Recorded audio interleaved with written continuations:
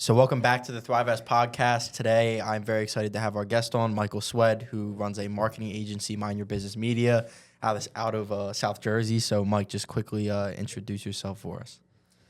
Yep. All right. So I'm Michael Szwed. I run Mind Your Business Media, as Connor said, and I am a marketing agency that specializes in real estate, insurance, and law firms. So all the white collar guys out there, holler at me. Yeah.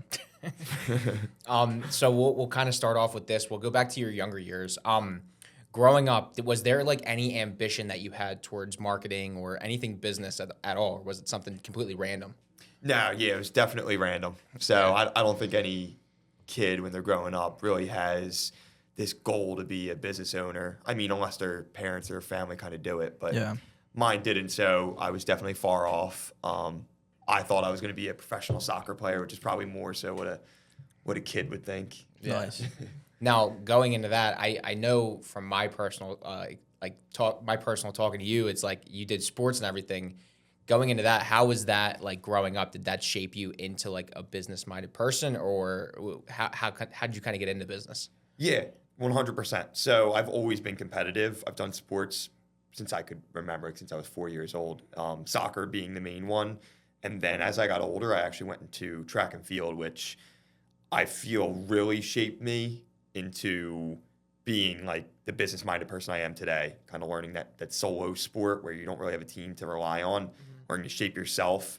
And then you also have the relays, which tie into, bringing on a team, kind of playing that part, but still you're very much relying on yourself. Yeah.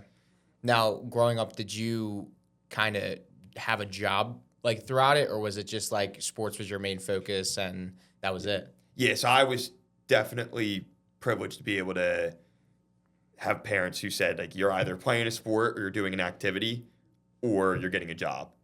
So obviously, growing up, you're going to be like, okay, I'll find a sport. I'll figure out something to do. Oh, absolutely. Yeah.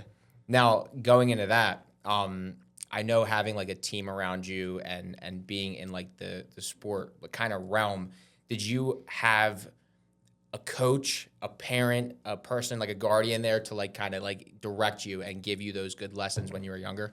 Yeah, 100%. My coaches all along the way were great. I can't think of one coach where I had like a super bad experience or, I felt like they misled me. So I was really lucky in that way from soccer. And then in the track, I'd say it just got better from there. My high school track coach taught me a ton of lessons about, you always think like it's all about trying hard and how much effort you put in. And he taught me a lot about like the finesse of the balance of like working hard and working efficiently. Yeah. And I feel like I carry that into business for sure. Yeah. And how different do you think you separate yourself now from doing those sports compared to other people you see in the industry that didn't play sports? Yeah, it's night and day. You can tell. You can tell who was a competitor and who wasn't. I mean, we talk about it all the time. You guys with your wrestling backgrounds. Yeah. It's evident. No, it's definitely like the biggest thing because like going day to day in like wrestling specifically for us, it was the worst experience, I would say, but doing the worst experience every single day of your life and actually getting up and continuing to do it was like the biggest game changer. Yeah. Like, and I know you probably had the same thing with running. Like it's tough, and a lot of people don't get that lesson when they're young. But yeah. You went to college for track, right? Yeah.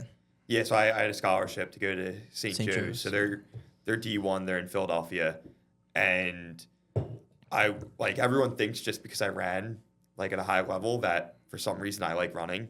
But I'm just like you guys, like I don't like running. Yeah, sometimes like, it's not fun. It sucks. Yeah, no, it just sucks. And people who enjoy it probably aren't running like I was running. Like I was dead on the track, like beating myself up. But the thing I really enjoyed about it was the level that you got to elevate to when the challenges were tough. So like you're on the track, you're dead tired. I mean, you're at the point where you can't even control how you walk. And somehow like you're numb and you have to figure out how you're going to take the next step and how you're going to push off and run this time that you have to hit. And this is just in practice. And it's like those moments are the moments like I live for. Like even though they suck at that moment, when you get done, like that feeling of euphoria after the fact or like winning that big event that you trained so hard for, it's like that's the whole point of running to me. It isn't because I enjoy it. It's like what you get from it. And I feel like business is a lot of the same. Like you do the work that you really don't enjoy, you show up every day and you get it done, just like wrestling. Yeah. And then at the end, when you do get that win or whatever it is you're striving for, you're like, okay, it was worth it. I'm going to do it again. Yeah, that was how I felt like after I ran the marathon. Yeah. Like even though it sucked and the training 100% also sucked, it was one of those things like the euphoria after is what makes that kind of thing almost addictive. To where it's like doing something super hard sucks in the moment, but then once you finish it and you complete that thing, like the reward is outweighed by the work. Yeah, 100%. I feel like a lot of that plays into like even in business, like you can gamify business and start to find those trends, those little wins along the way.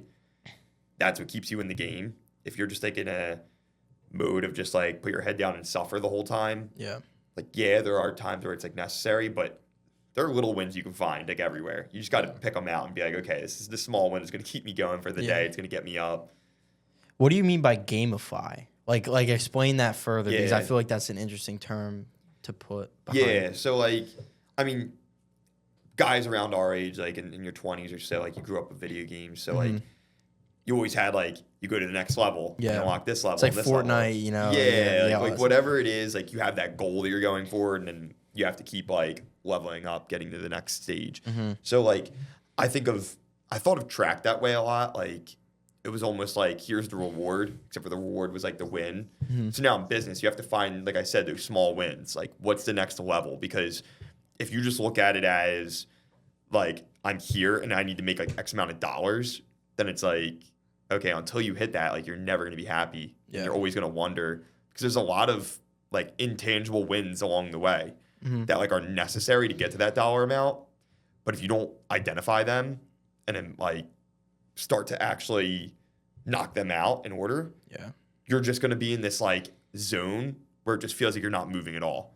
Like you're just swimming. And instead of like going somewhere, you're just doggy paddling. Yeah. Like, I feel like to get to that big win, it like that big win is the output that you like eventually get. But all of the actions that come in between that big win, that's what's most important. Because a goal is nothing but a set of actions in between where you are now and where you want to be. That's all it is. 100%. Like I've definitely, even in track, like I've experienced it where in high school, like we had a really, really good 4x8 team and we went as far as we could go. And when you got to that point, it was like great. But I remember like the win before the biggest win that we had felt a lot sweeter than the biggest one. Like it just felt like different. And when I hit that big one, I was just like, like there's nothing after it. And I was almost like, and I was also a senior, so it's like the chase is over. Yeah, like, it's like all that magic was gone. But like the second to last win, I remember that being like the greatest win like we had. Like, and it's as a team, like we all could agree that was like the best one because we knew the next day or next week in this case, like we were going to go out and do it again. And there was still more to chase. Yeah. But after the last one, you're like, it was like damn, top of the hill and you look around. Yeah. And there's nobody there. Yeah. I take that lesson with me in like business. Like obviously I can't imagine a spot where I'm going to be satisfied. That's like great. But it's also, I mean, if you lose sight of it, it also seems like daunting. Yeah. Like, okay, when does it end? Yeah. If you're not enjoying it, you're like, okay, I just want this to be over. It's never going to be over. Yeah. Because there's always, that's the thing about business is like, yes, technically there is a number one spot, but if you're really chasing, like you're just always going to be in the chase. Like it's never ending. 100%. Yeah. So going back to like when you were in college, so you went to college for marketing, right? Yep. You also ran track at St. Joe's.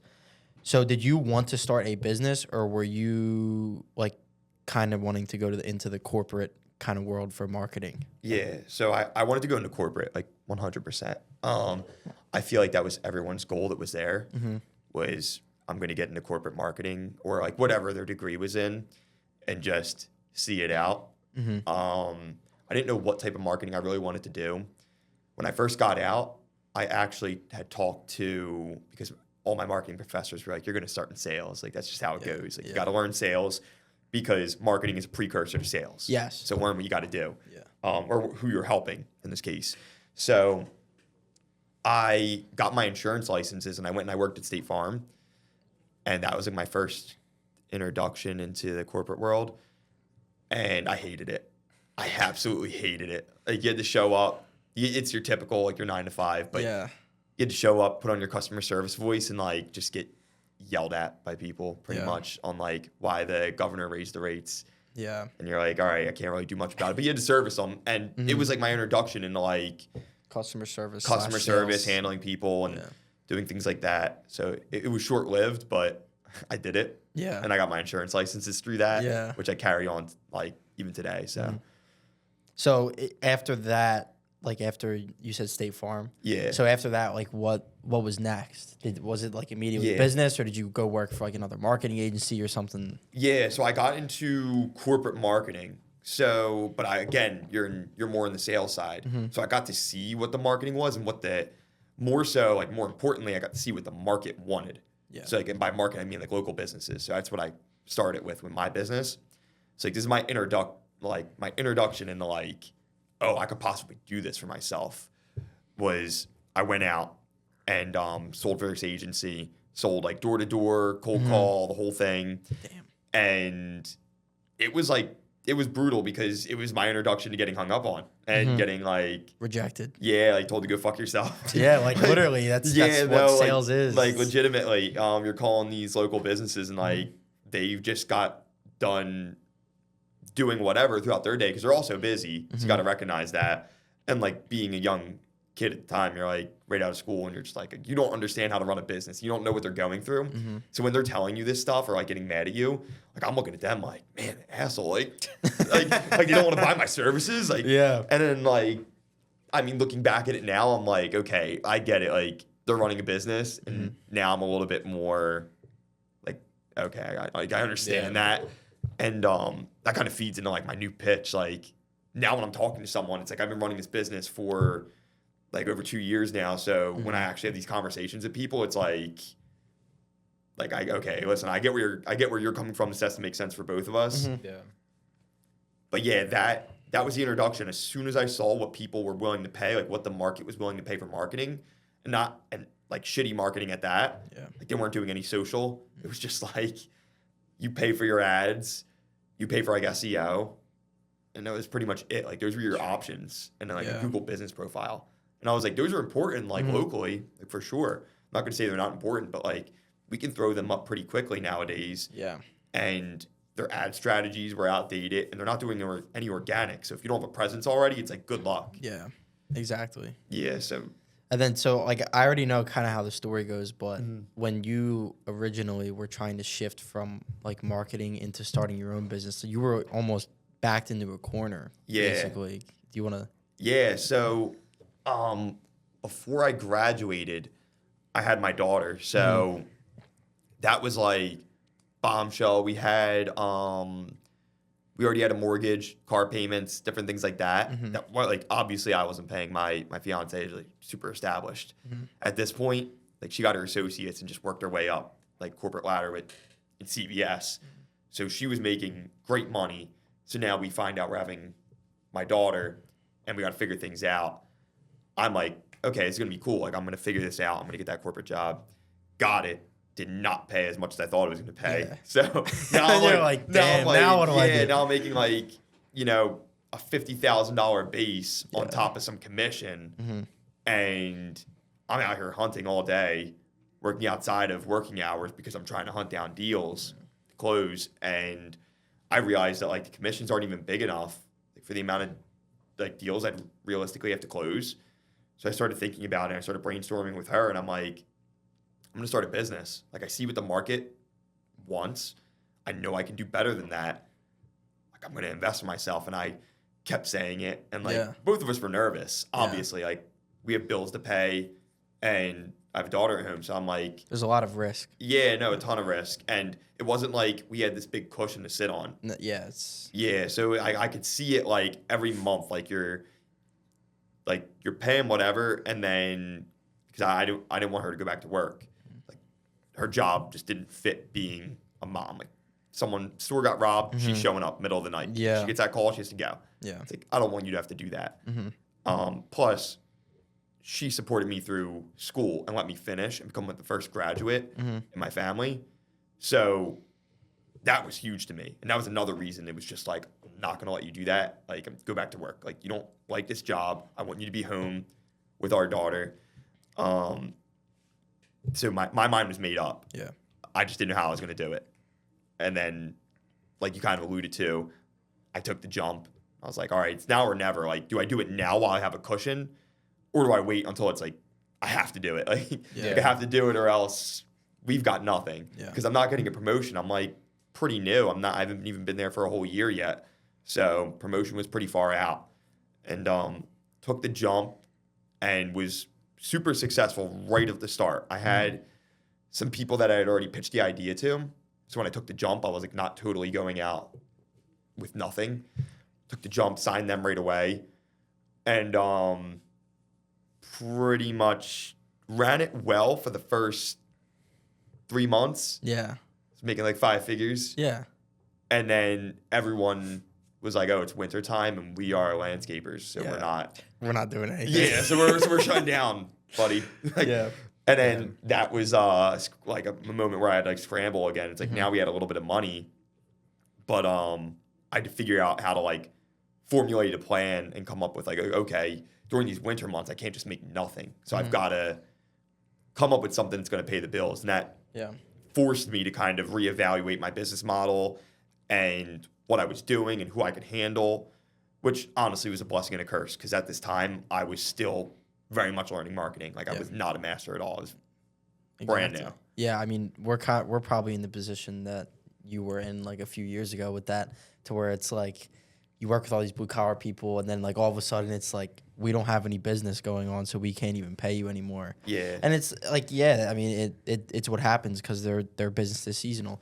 But when you were backed into that corner, what would you tell yourself to be able to continue to grind and do the work and not give up, just to kind of dig your way out of the hole? Like, what was going through your mind? So, I mean, I would go home and look at my daughter every night and just be like, man, I'm going to fail. Like, I am going to fail us if I don't go out there tomorrow and just prospect. Like, that's all I could do was sell at this point. Like, nothing that I built was going to help me. And the sad thing is, like, I did, like, try to cope about it. Like, I would, instead of doing what I knew I needed to do, there were days where I was like, I need to build my website first to be proof in case someone asked. And I would make up like excuses, like I'm sure people do, like, you know, working on this website first is really going to be the thing that sets me apart. Or like, you know, I can't possibly go and talk to someone without my Google page looking pristine. And like these stupid like stories that you tell yourself just to avoid the work that needs to get done. Yeah. And I'd have to like snap myself back out of it and be like, you know, you're avoiding the real work. Like all you need to do is pick up the phone, call people, and relentlessly pitch. That's what it is. Like people don't know about you. So it's not that you're bad. It's just that they don't know about you. And like you've got to provide value. And I think that alongside, I told you I had some of that money saved up. I invested in myself. I would be like flying around. I had no business flying around, like going learning from people. But I did because I was like, at this time, I'm not good enough to provide a higher level service. But there are people out there that are good enough. They're just not in my area. So I would seek them out and just take anything from them that I could. And I mean, a lot of these guys, like, shout out to them, like some of these bigger agency owners that they know who they are. Like they took me under their wing and really like kind of showed me because I mean, part of it was probably because I would like DM them and then they'd be like, yeah, I'd show you this, that, and the other. I'd be like, I fly to you. And then they'd be like, all right, bro, like, all right, like, calm down. Damn. I feel like the most fascinating part with your story is you made that leap. I feel like it's seemingly in like the toughest time that you could have made it. Like after hearing people talk nowadays, it's like the biggest problem that they have is they don't take the leap. And then like another thing people say is the best time to take the leap is when you're younger, which is probably because you don't have a wife, you don't have kids. You had a wife and you had kids and you still took that leap. So how important do you think it is for people to take that initial step into going into like a business or career like that? It's the most important thing. If you have that fire in you and you think you can do it, you believe that you can do it, like genuinely believe, and you know you'll do anything to pull it off, do it. It's worth it, 100%. Yeah. I assume there's a lot of people too that like said like you were crazy. Oh, yeah. I mean, like everyone I went to school with pretty much, but here's the thing, like I went to school with guys who would be able to live with their parents, which I wish I could, just like not have responsibility, not exactly responsibility, but like the bills, the things that are over my head. Like you said, I would hear people all the time be like, now's the time to do it. You're 22 years old. And I was 22 and I'm sitting there like, I can't do it. Like, I have the responsibilities of like that 40-year-old guy that they're saying is like not able to do it. So I had this dilemma where they're like, you're so young, you should do it. And I'm like, that's me. And then they're like, you don't have responsibilities. And I feel like that's not I do me. have responsibilities. Yeah, I'm like, I do have responsibilities. So I would like disqualify myself. I would tell myself like this story. But the truth is, if like you really want to do it and you really have a strong enough why, which is the thing that people don't think about, is like they qualify or disqualify themselves based on other people's opinions. But the truth is, if the why is strong enough, you'll pull it off. Yeah. And my why was like as strong as it could possibly be. Yeah. So I had a lot of confidence that I'd pull it off. I think a lot of that also goes back to the athletics thing. Like I've always found a way to dig down and pull it off when I needed to. Yeah. So I don't know if it was unrealistic to have that faith in myself at that moment. But I was just like, I'm going to do it. Yeah, you have to be delusional. Like one of my favorite quotes that this topic always reminds me of is that people always wait for the perfect condition to start when starting is the perfect condition. Yeah. And that's just like, you have to live by that, because that moment that you're anticipating for when it's like, when I get this, I'll be happy enough and I'll be in good enough of a mood to actually start and do what I really want to do in life. But it's like, you're never going to be content until you just do that thing that's like kind of pulling at you to where it's like, you have to do it, but you're just avoiding it. Yeah, no, 100%. Like I think I told you, one of the most common DMs I get outside of like young guys being like, can I sell high ticket or can you teach me, is like The buzzword. Yeah, like buzzword central. But Yeah. one of the most common DMs I get is like other guys in a similar situation asking me, how do I know when to start? And I'm like, dude, if you've listened to me, like, there's no perfect time to start. Yeah. Like, do you think I was like, man, got the kids, got some bills. Like, I think I'm just going to like. This is the time to put it all on the line, dude. I got no cushion. I'm just going to Fuck like. it. Yeah. Like, no, it was never it. It's just like, I just had to look at it and be like, well, if I wait, things get worse. Yeah. If money doesn't start coming in better, things get worse. So I'm like, I guess I got to. Like, Yeah. and that was pretty much it. But Yeah. if I could, I would hope that I have like, or anyone that like is listening has a bit of a cushion, way more than I had, and still feels this way. And maybe less responsibility. Yeah, like I mean, those conditions are way more ideal. And like, if you're like thinking about it, you're like, when's the right time? And you have those things. Like, if I was able to pull it off, there's no way that you can't pull it off. Being the conditions are a little bit more favorable for you. So I would say, today, do it today. Yeah. Yeah. Exactly.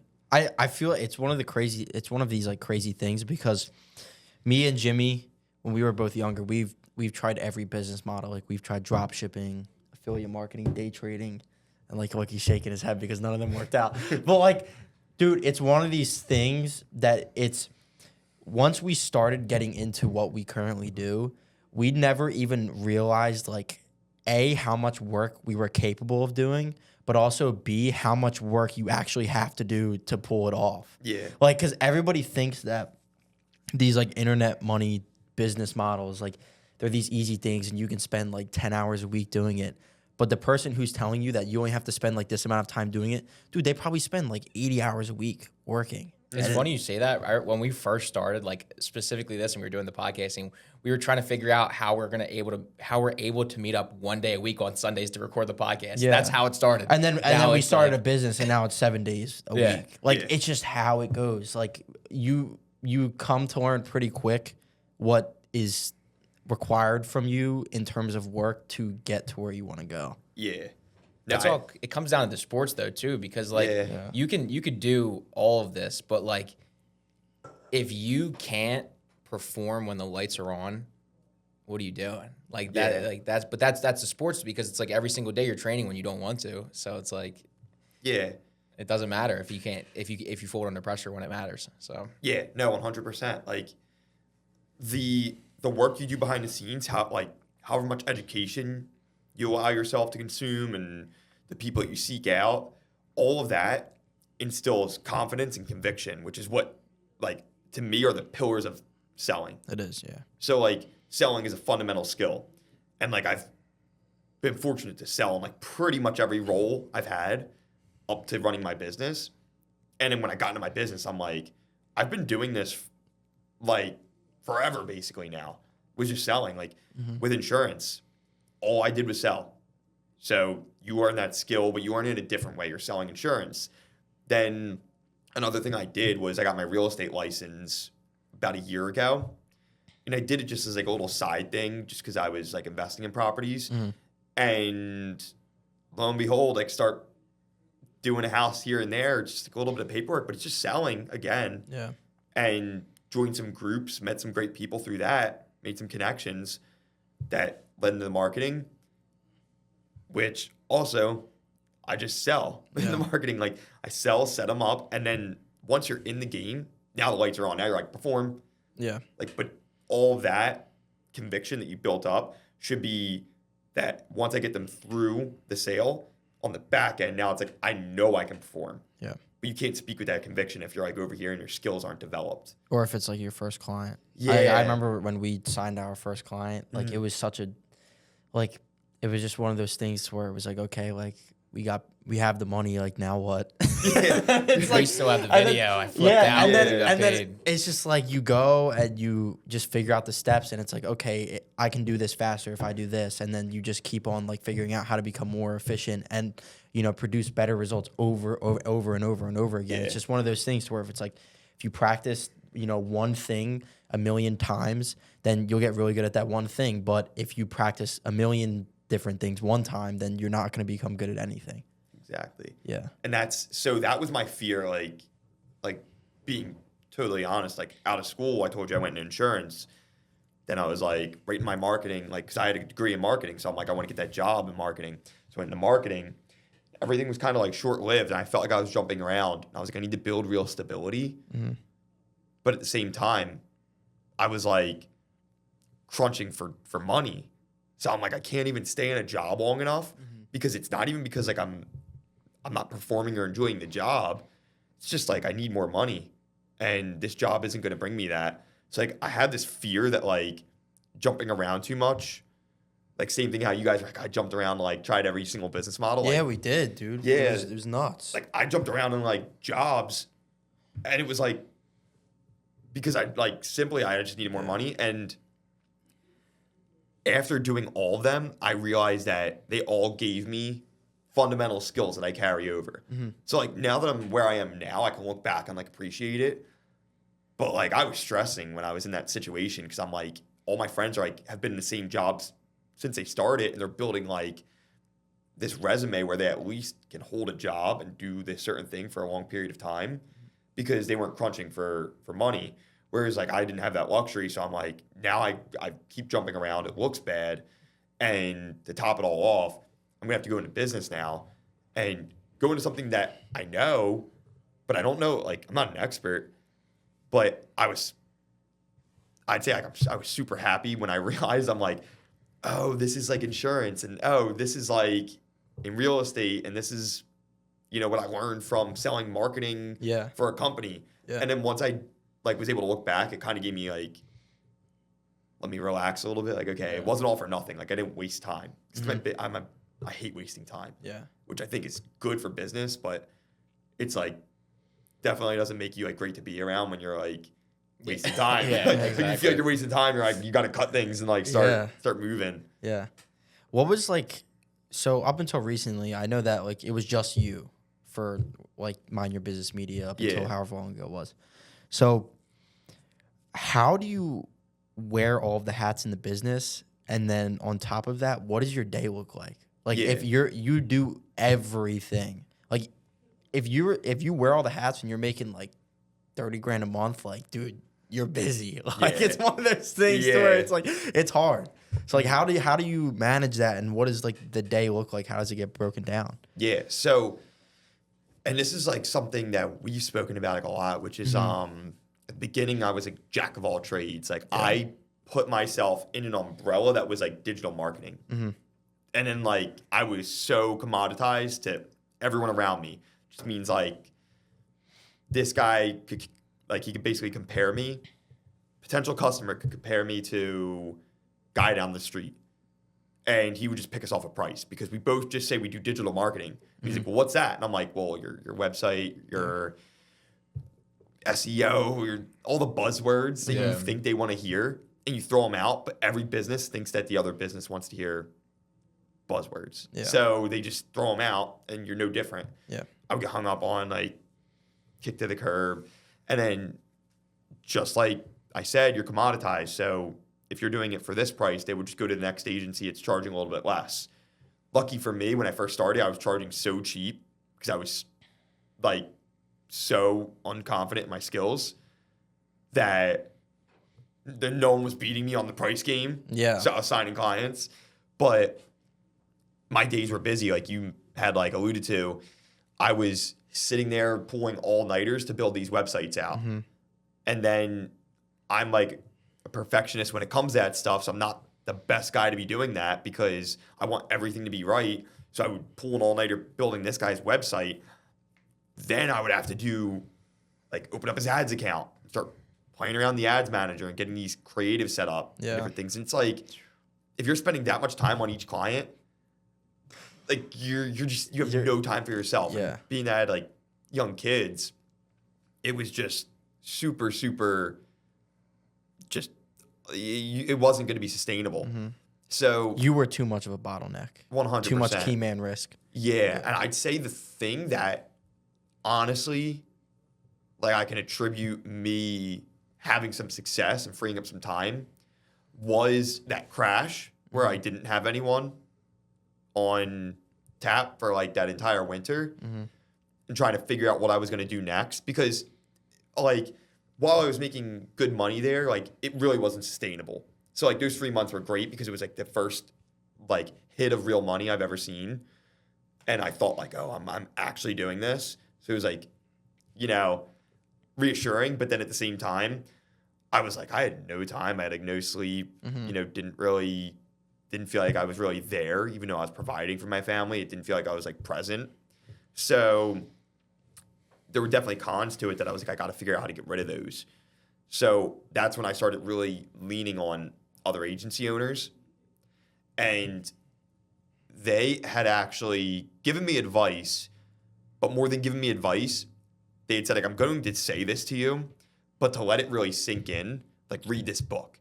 One of them was 10X is easier than 2X. Yeah, you told me about this. That's a great book. Like, I would recommend it to anyone who's starting a business and wants to really figure out how to best leverage their time. Read that book. Talks about delegation and just kind of like honing in on what you're really good at. So I had to pick out of everything I do here, what am I really good at? Yeah. Now, I made like most of my money off of building websites at the start. But like I said, I'm more of a perfectionist when it comes to that. And like, they don't see a direct ROI from their website, like with the SEO, like takes right months. away. It takes months. Yeah. So like that's a hard sell if you're trying to like retain people. So my next thing was like ads. Like, I love doing the ads. Yeah. And like the ads, once they're set, you just manage them, and it's kind of like, and that's instant ROI. You can just start ROI. Once you start spending the money, it's like, all right, this instant is where hit. we're at. Yeah. And like what I wanted was like, what's the business model that's going to give them a quick win? And I enjoy doing it, and I'm good at doing it. Yeah. And then once I found it, I was like, okay, ads. Then I tacked on. I was like, I can still do the landing pages and the automations and things like that for more in-depth clients that like may need those things. But rule of thumb is just like KISS, like keep it simple, stupid. Like, yeah, if you don't need to be doing all of that, some businesses don't need that. Then like, why are you wasting time going above and beyond if you don't know if it's going to create a return? Yeah. So I would go in and I would just run ads, and then say that, you know, a certain metric was off. I was able to identify that and then kill off that bottleneck with a strategy. So we developed SOPs over the years and different things, like different strategies that would like basically break through bottlenecks. So I can look at different metrics, and I set the dashboard a certain way, different metrics in there, and I can basically point out a metric and say, okay, that's too high or that's too low or whatever it may be. And then I know cash velocity is what I go off of. So how fast are we going to be able to get recoup this money? And I go straight to that thing. Yeah. What is the thing that I can fix today? And it makes them more money today. Yeah. Moves the needle fast. And then my other thing that I go off is like, how easy is it to fix that thing? Like, is it going to take a ton of time and resources to fix that thing? And then what's the trade-off there? Yeah. So that became like a game to me.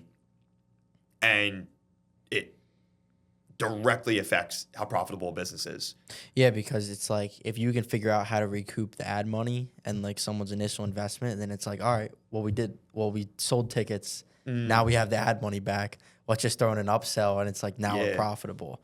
And that's just I like how you kind of broke that down, where it was like walking through on how, okay, the landing page and their website can be perfect, but if their ads are shit or something like that, or if you don't run ads at all, then it's like we don't have any instant traffic coming in. Yeah. One of the best, like I can't even take credit for the actual sales pitch, but one of the best sales pitches was I had this older guy that I shadowed, my old company, he's my manager, and he would always be like, yeah, when we sell the website, like it was a requirement. And this is one good thing that company did that taught me a lot. It was a requirement. You couldn't just buy a website. You had to buy a website plus something. Yeah. Plus SEO, plus paid ads, plus something. Because when people buy a website, you would hear it every time you went and called a business. Oh, I got this website. It didn't do anything for us. And it's like, well, it's not going to. It's not magic. Yeah. Like, dude, like SEO can take 6 months. Yeah. And well, so some of these people were buying websites from like a designer, like someone who's just making them look cool. Yeah. And it's like, well, that thing is, no one is going to find that unless they search your business name. Yeah. And how are they even finding out about you to begin with? Yeah. So you have to have some form of traffic. So he had this little thing that he would throw in there, and he'd go, well, like to the business owners, he'd speak to them and be like, well, imagine you threw this big, beautiful wedding and you forgot to send the invitations.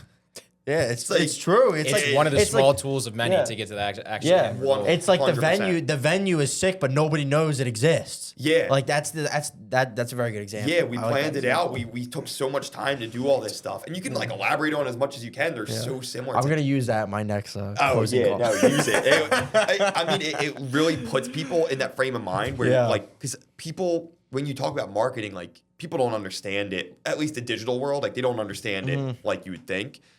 So when you're over here and you're talking about high level things and you're forgetting to touch on these basics. Dude, like they don't like, and when you talk about high level things, like, dude, they don't know what the fuck you're talking about. Yeah. Like they don't care.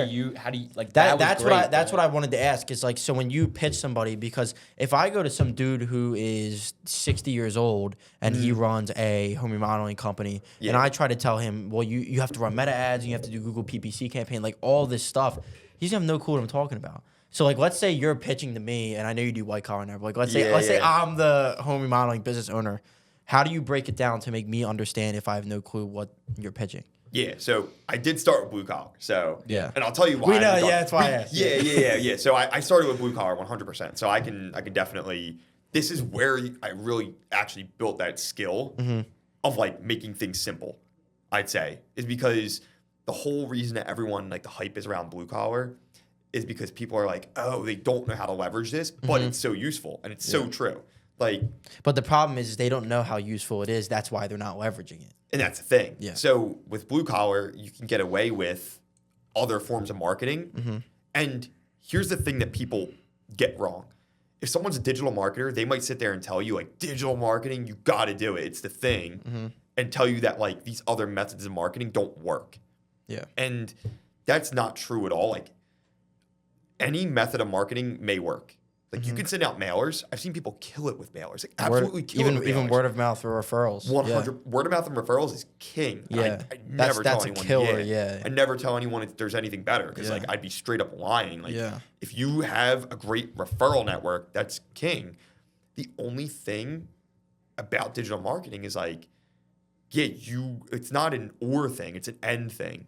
So like it's not like, oh, I do this, so there's no need for that. It's like if I could add 15% to your top line, you would tell me to like fuck off.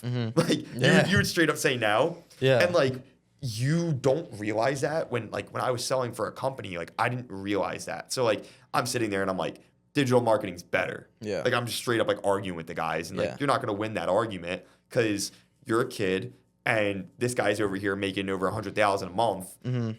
So he's like, dude, like what are you gonna add to my life? Yeah, how can you tell him anything? Yeah. Like, how can you tell him he's doing anything wrong when he's making enough money to feel good? Like, he's like, I don't hurt for money. Like, why are you telling me I'm doing something wrong? Mm-hmm. And they're totally right in doing that. But my whole thing and the way I pitch is like, after running a business, you understand those things and you start to see it that way. And you're like, man, I looked like, stupid when I came to him, and I'm like, oh, it's not working, buddy. Like he's like, all right, like tell that dude, to my, I make $100,000 a month. Yeah, like my whole fleet of trucks and my nice office and whatever they whatever Your they invest salary's in. on my wrist. Yeah, it's like how are you going to tell them any different? So especially when you're like a kid, like they probably hear me through the phone that I'm young and they're like, who is this guy? So the way I would pitch it is, you're a home remodeler and you're doing great. I see your signs everywhere. Your website looks pristine, like amazing. And I see you're not running paid ads. I'm just going to come to you and ask you why and ask you, how do you get business typically? Mm-hmm. And then something I lean in with, and the first thing I lean in with, because it's like totally necessary to know this if you're going to work with them, is can you take on more jobs right now? Yeah. Can you currently handle more work? Yeah. Because if they tell you no, and you're like, so if I went to so-and-so down the road, your biggest competitor, and I brought like clients to them, you'd be cool with that. Like you wouldn't want them for yourself. Yeah. No, go take them to them. All right, then like they're genuine in saying that. You have to take them as genuine because and you can't help them. If they can't take on any more work, they can't take on any more work. Yeah, like what are you possibly going to do for them other than waste their money? Yeah. So at that point, you chalk it up and you okay, we're just not going to work together. But like in the future, if you need paid ads, or you ever want to explore anything like that, you at least have my number. Mm-hmm. You leave it whether you keep it or not. Yeah. Whole other story, but that's usually how I lean in. Say that they're like, yeah, I take on more jobs right now. Like, how can you get them? Then you get into the actual thing of paid ads. You're like, hey, people leverage people are on their cell phones all day long. Mm-hmm. And a lot of these buying decisions are happening when they're at home with their significant other. Yeah. So homeowners, a majority of them have significant others. So when they're at work or they're driving on the road and they see your yard sign, they're probably not like pulling out their phone, calling their spouse and being like, roofer on the side of the road. Yeah. Number is like that's they're going the rare it's like unless your neighbor has a yard sign. Yeah. You might be like, hey, like who did you use? How they do? Like looks pretty good. Yeah. Like I was happy with them, not expensive. Then you're probably and then that's referral. And that's where yard signs come in. Yeah. That's where I'm not going to be like they don't work because like hey, my neighbor just got work done. I just saw it. Yeah. Who'd you use? So that's cool. Mailers cool, but like if you want to catch them when they're actually going to make a buying decision, when they're searching it up on Google and they're like, landscaper near me, and they're like, hey, honey, we need to like actually get this set. Mm-hmm. Like we need a landscaper. Like I'm so busy at work, or we need to get our roof done. Like to even have home insurance. Yeah. Like homeowners insurance. Like there's certain things we need to get done. Mm-hmm. It's like, let's sit down and get this done. They're going to search it up on Google, or they're going to go to the township page or whatever it is on Facebook, ask for recommendations, do these things. And that's where you just want to like pop up in front of them while they're scrolling. Yeah. Imagine because these algorithms are built to hit people and meet them where they're at. Mm-hmm. So if this guy's been looking up different landscapers here and there and they just like have gotten busy, he's at work looking it up at lunch, and then he's like, I got to go back to work. Mm-hmm. Like, you don't know when they're going to make a buying decision, but if he searches it up once, he's in it. Like, he's in that algorithm, mm-hmm. and, like, you'd be, like, silly to think that Meta and Google and all these other companies are not in cahoots. Yeah, they're all in cahoots with, like, the banks, any social media platforms. And, like, a good example of this is, like, think about your own algorithm. Mm-hmm. You talk about something, it pops up in front of you. You show up at a certain location, it shows up in front of you. Yeah. Dude, as soon as you click on that website link, you best believe you're getting hit with those Facebook ads. 100%. And it's all very I feel like Instagram. They should stop asking, like, the apps when you get in, they're like, do you like allow for us to track your data? But like you don't even have to hit allow because like when you say something like you said, it's like immediately right on your phone. Yeah, there's always stuff in TOS. It seems like criminal, but no, I mean, whatever. So it helps us make money. My feed's good. People do not like think about this, or people don't remember it. There was a time back when you ran ads where you could target people by credit score, household income, and it was accurate stuff. Yeah, that's sick. Like, that's cool. And then they just act like we weren't in the game back then. Yeah, so like Well, this is the thing. Like people. We were day trading. Yeah, most likely in another venture. We're doing the ICT method. Yeah. But like people forget that was a thing, or they just don't know that was a thing at all, and they're just like hearing it for the first time now, and they just assume that the banks and Meta was like, we don't want your info anymore. Yeah. But really, it's just like they just deem that as like maybe we shouldn't let people advertise directly to them, but it doesn't mean they don't know. Yeah. That person has X amount or that person makes this investment. Yeah, they still decide who to show the ads to. It's just they're not directly letting you pick. That's why like Meta ads, they have an algorithm to where you can create lookalike audiences. That's basically the same thing and saying, okay, if these people buy my thing, then I'm just going to let Meta find more people like that who are also going to buy my thing. It's the same exact stuff. Yeah. It's just now it's an algorithm and it's not like you can't directly pick. Yeah, like think about a good example is like meme coins when they were like big and everyone was like, I'm gonna get rich off of meme coins. Like, dude, yeah. One of the many ventures. Yeah, dude, we don't. Gotta I had a pretty good run on perpetual protocol, so listen. So think about this, like meme coins. When people were buying them things up, you could target them. Yeah. Now, the way you could target them, it wasn't like there was a specific like button in Meta when you were setting up your ads. It was like target people that bought meme. Like, it was, I'm going to set my creatives up in a way that speaks to people who bought meme coins. I'm going to set my actual ad, like the body copy, up in a way that speaks to people that bought meme coins. And then the algorithm will put you in front of people that are in that current pain that you're looking to target. And what people were doing at that time was they were going like, you just invested in me. Like an example of an ad would be like, you just invested in meme coin thinking that it's the investment that's going to blow you up or get you rich or whatever it is. And it's like, here's an investment strategy that really works in 2024, 2020, whatever it was. And then they hit you with that course. Dude. Yeah. And then they hit you with like real estate. They got you. People are trying to raise capital for real estate. Yeah. Boom, invest in this, whatever it is. Yeah. And then they're catching you when you're at a point and it like speaks right to you. But people don't understand how good the algorithm is. So you still hear people that feel like they need to call that actual person out. And they'll be like, real estate agents in South Jersey. And then it's like, you don't even need to say that. Like, you don't even need to say it. Like, there are things you can say if you're actually in the industry, lingo that you can use that are coming up on their pages daily into organic content that will target them. Like, it will do it for you. So instead of trying to be like calling these people out and being like out of place, why don't you just speak right to them? Like, you have the you have the floor for like 3 seconds on average before they're gonna like cut you off. Yeah. So like just start talking to them. Just start telling them like situations that they might have been in. Like, are you an investor that's looking to add more cash flow without adding more properties to your portfolio? It's like only a real estate investor would be in that pain. Yeah. I don't even have to say, are you a real estate investor? It's like, are you looking to add more cash flow without adding more properties? Because you can easily target the people who are the real estate investors. But if you like you said, if you bring out those pain points to where they currently sit, like, then it's like, dude, every real estate investor, like, it just like this like dopamine rush is like, dude, you're like looking for that unique strategy. Like, what's the exit strategy this guy's gonna bring up right now that's gonna actually and then that needle. Dude, and then once you get like that prospect, like not prospect, once you get the person like that's showing the ad to like take one action, like click that learn more button, it's like, dude, they're in. Like that now it's just like, okay, it's just you moving down that funnel to convert them. I have a question for you. So somebody should be able to watch this podcast in marketing and start their own business. But how do you create a good ad creative? Like, how do you sit down, like, what's the process look like if you're not afraid of giving away the sauce? No, yeah, I'm not scared of it. Yeah.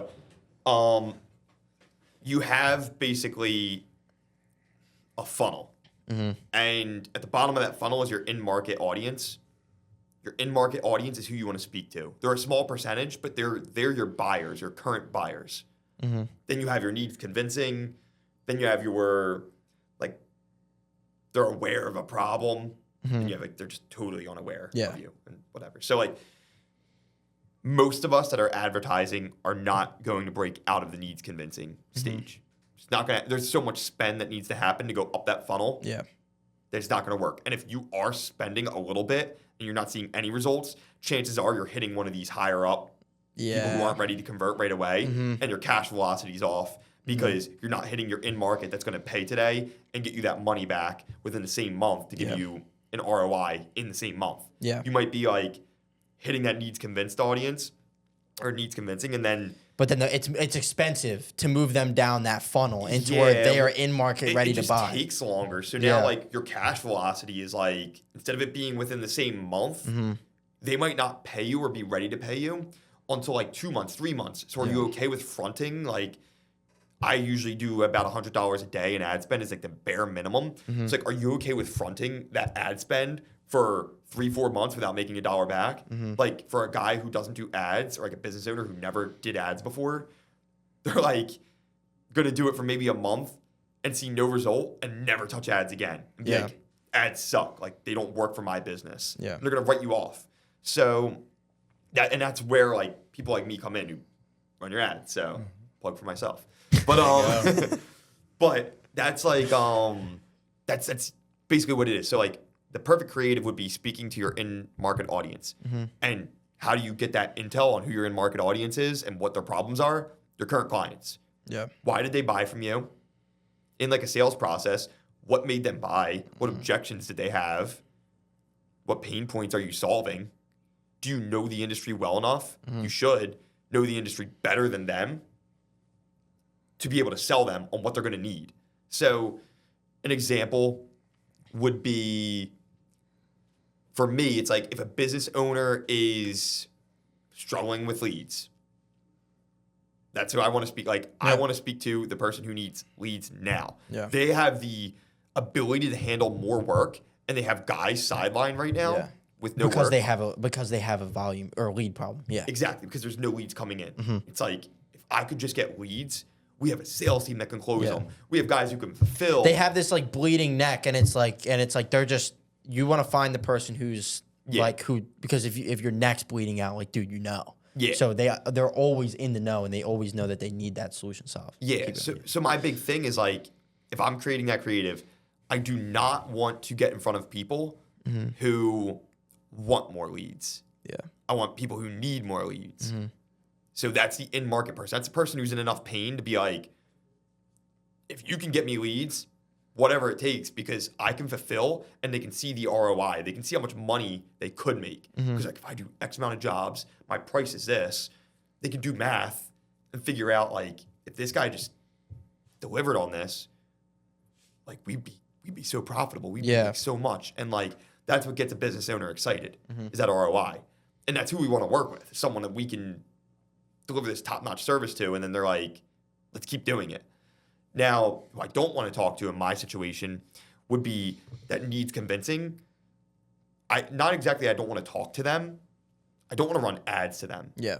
So they can see my content, and we can engage, and we can have conversations. Figure out a cheaper way to nurture them. Exactly. Yeah. But I'm not going to run ads targeting them. I don't want to go, hey, if you've ever thought about getting a lead, or, like, if I could get you more leads and you could do this, it's like they're not in enough pain. Like, first I want to speak to the guy who needs leads. Now say that I've exhausted my hooks, and there's metrics that will, like, on the dashboard that will kind of indicate to you that you've exhausted the hooks. And yeah, because your data will start to kind of you'll start to see it, and it'll plateau. Once that happens, that's your indicator to start to jump up to the next level. So now I can market to people who, you know, want more leads or can make more money, but it's not, like, dire to them. It won't tank their business if they don't get, like, more leads. And that's your step up. So, like, when I create these different creatives for people, that is the single biggest thing that I'm looking at is like, who are we speaking to and how are we creating our messaging to get to them? So once you handle that, and like, you'll know if you get it wrong. If you get it wrong, you're making no money, or like you're not seeing the results you want. You'll know if you messed up ads. Yeah. You'll know pretty quick. And like, that's why I do $100 a day. Yeah. Because that gives me enough feedback within 72 hours to get out of that learning phase. So so with $100 a day, so you're saying that like the testing, that testing phase is kind of, you can bring it down to 3 days?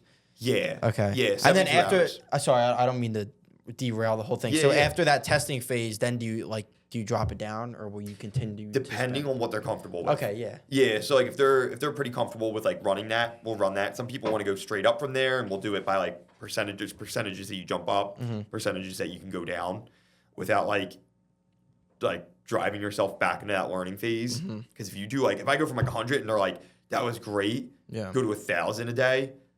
It's a huge jump. Like we got to work our way. You can't. What's the rule? You can't move like more than 10 to 15% in one day. 10 to 30. 10 to 30. Yeah. Yeah. So like depending on the budget. Yeah. Around 10 to 30. Okay.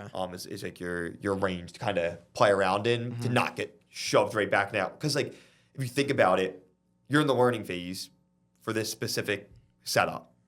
Now if I just like totally change that budget, I'm reaching new audiences, and I'm also there's a lot more volume there. So all these metrics that Facebook just gave me are now just totally irrelevant. Yeah. So now they have to go and reevaluate before they're comfortable at saying like, okay, the algorithm, like the AI, Meta's AI is out of the learning phase. Like let's start to. Yeah, I always see videos to where it's like when you jump your ads budget from like $100 to $200 a day, everybody's always like, why are my ads performing like shit now? Yeah, and it's like, dude, because it's too much of a jump.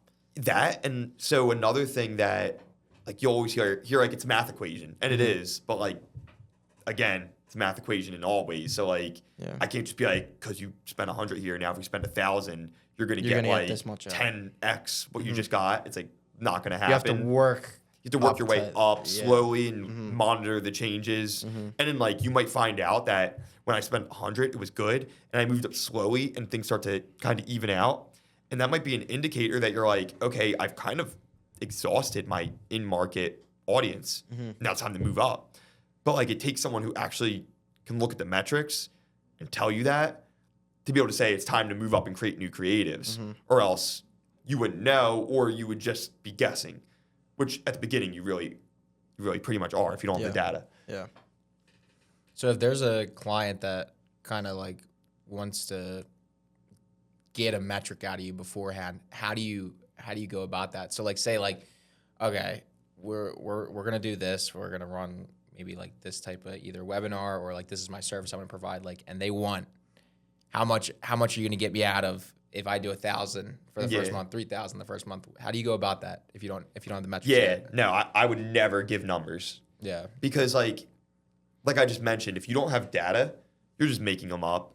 And like I can go off, it's similar to like a financial advisor. Like we can look at the past and we can like guess based on, the history. It's still guessing. It's still guessing though. Like, so just because I've worked with like a lawyer in Philadelphia doesn't mean when I go to a lawyer in South Jersey, it's the same thing. Yeah. I mean, to be honest, I work with 2 lawyers in Philadelphia.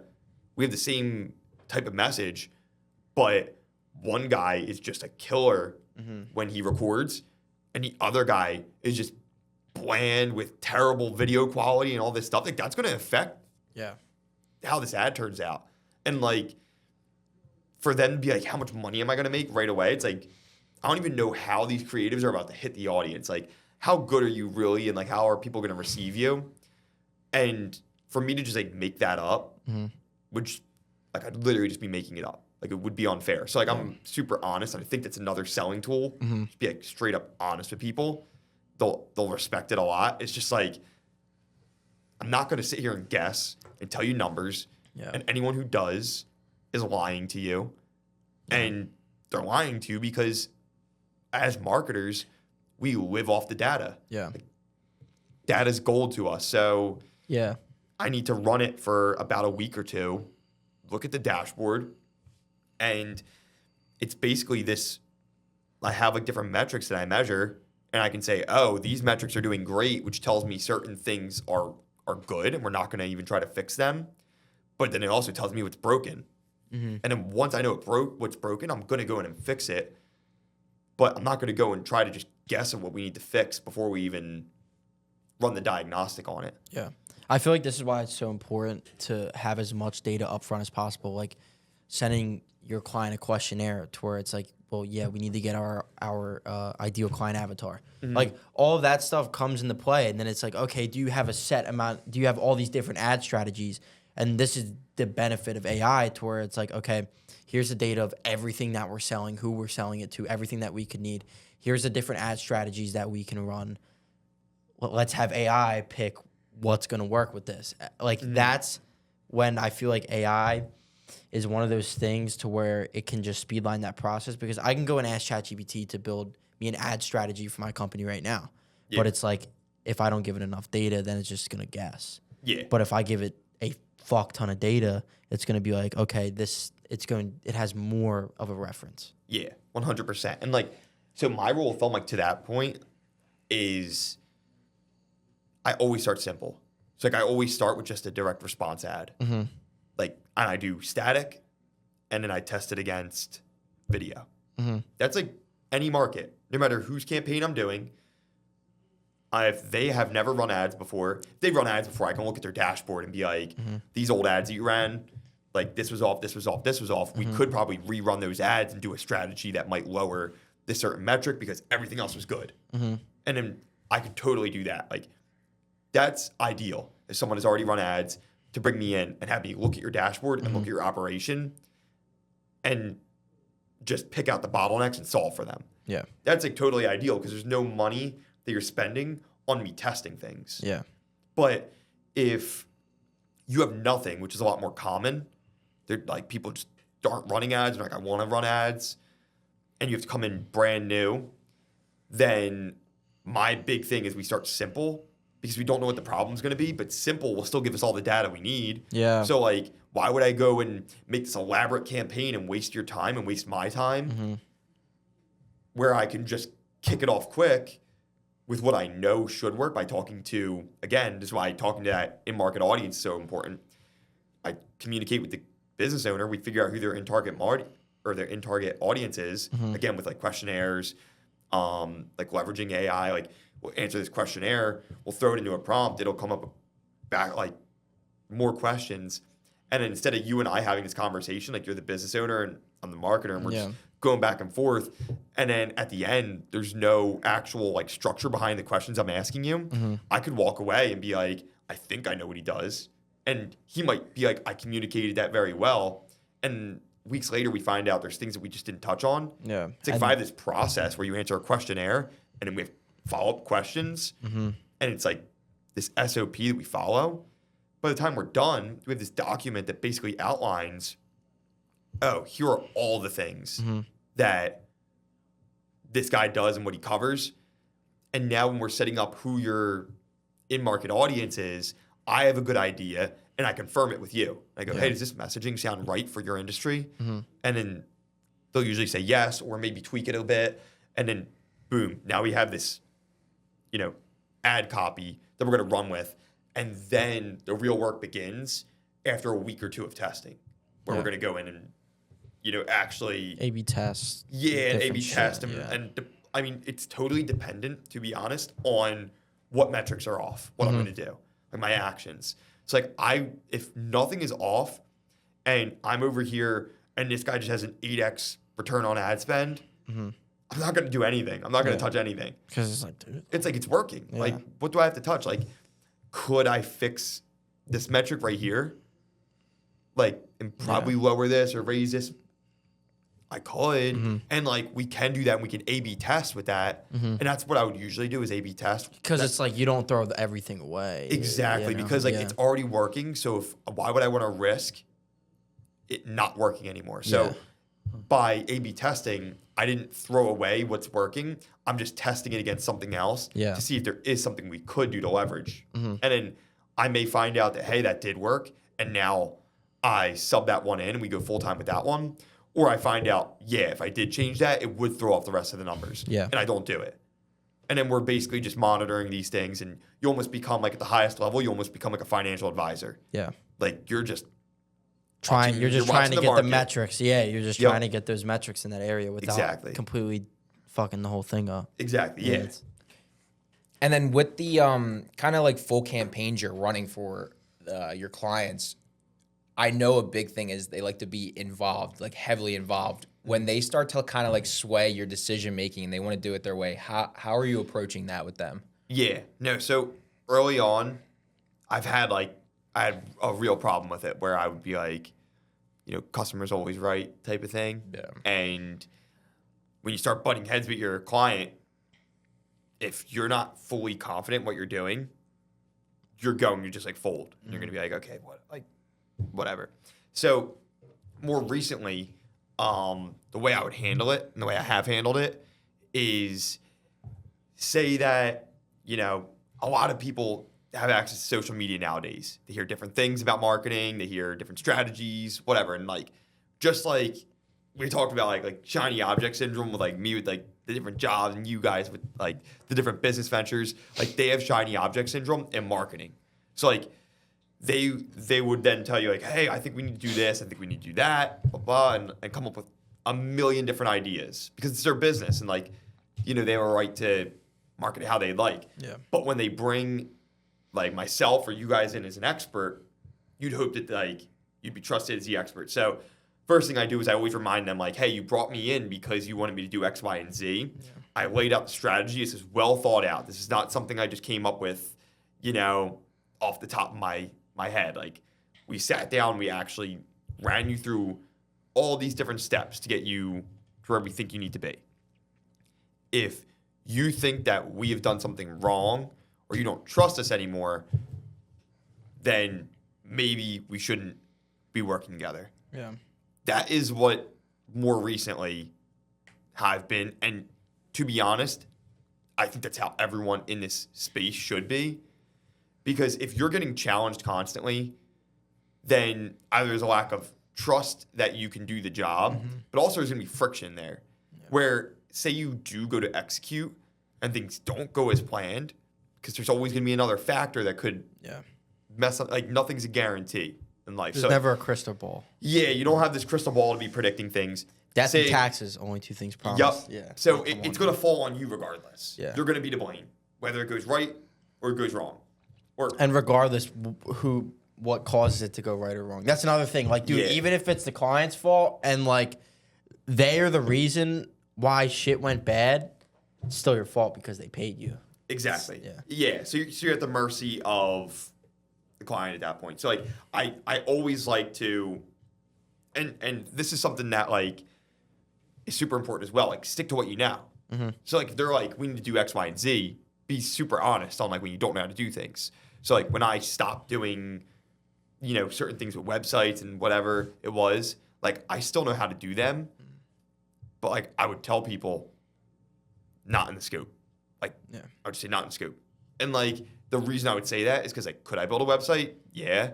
But is it going to be worth my time? Is it going to be better than someone who only builds websites? No. So let them build the website, spend all their time doing the website. You're going to get the best website. I'll refer you out to someone, but I'm doing your ads. I'm only doing your ads. So when they try to stretch you out of scope, you've got to be pretty strong to be able to pull it back in and be like, nope, I'm just doing this. Even when they throw money at you. Nope, just doing this because I promise you it's not worth the headache if you take like the pay and then now you're like, your scope is huge for one client. Mm-hmm. You can't really actually manage the business. Because that can hinder your LTV. 100%. So it's like that extra like $1,000, like let's say they're paying you $4,000 a month, that extra $1,000 that you could get for making the website, that might lose you money in the long run. Because if the website doesn't perform well and it's not up to the standard that it should be, and then it hinders the performance of your ad campaigns, then it's like they're gonna drop you. And then you lose out all of the money you could have made if you just had fucking referred out to somebody else. Yep. You lose them, you lose any referrals they would have given you, and with all that time that you just dedicated to that, there's opportunity costs attached to that. So you lose out on all those things, and it's just there's no way that you really if we're taking gambles here, there's no way that I'm betting on that. Like, I'm going to stick to what I know and bring on more people that I can perform what I know to do. Yeah. And subcontractors. So I'm a big guy on like find contractors. So if there is a job that I want to do and I'm very, very adamant that like I want to do it for this guy, build out your network, have connections. So same way that, a general contractor brings in all his subs, you could do something very similar in marketing where it's like, I'm going to do this, but I know what everything else should look like, and I know a guy who's good at it. I'm going to bring them in to do the job so that this doesn't slip. Yeah.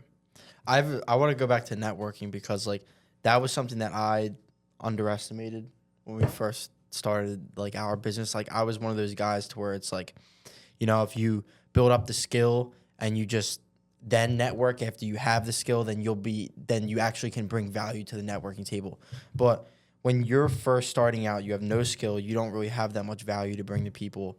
How do you network and how do you get people to actually give you advice and talk to you and give you value even if you don't have much in return to give them? Yeah.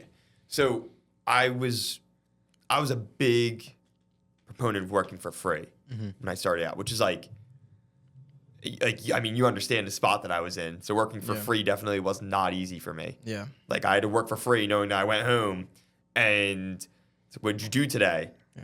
Oh, I did this, this, and this. And it sounds successful because you're doing work, but you're like, you look at your bank account like day after day and you're like, I have nothing to show for it. That's part of the process though. Yeah. And it's part of the process. And it's the part that like, it sucks. And like, if I was able to do it when I had like no money and I had all these responsibilities and I was like under so much stress to bring money in, but like morally, I couldn't bring myself to charge someone when I couldn't provide that service, then pretty much everyone can do that, can forego that period at the beginning to at least get good enough to say like, if I charge them this much, I know I can make them back more. Because that's all these guys want. It's all transactional. So if I come in, I bring you in more, and we build a good relationship, then I can trust that you're going to refer me out or we're going to continue to work together for a very long time. And that's the goal with all of this.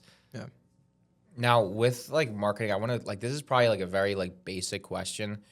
I know we were talking about, it's not about with what I do is better than maybe word of mouth or putting signs out there. How important is it for a business? Like we're going to go blue collar route. How important is it for them to have kind of all of those avenues going at like a simultaneous like kind of rate? Like, is that important for them? Yeah. So, and I'd say depending on the stage. So I'll like preface it with that. So like I didn't shit on any type of marketing. I say like they all work. And I say they all work because I've seen them all work. So say that they are just killing it with mailers. They just make all their money off of mailers. Like I'm not necessarily going to be like, now you need to take a portion of that and put it in ads.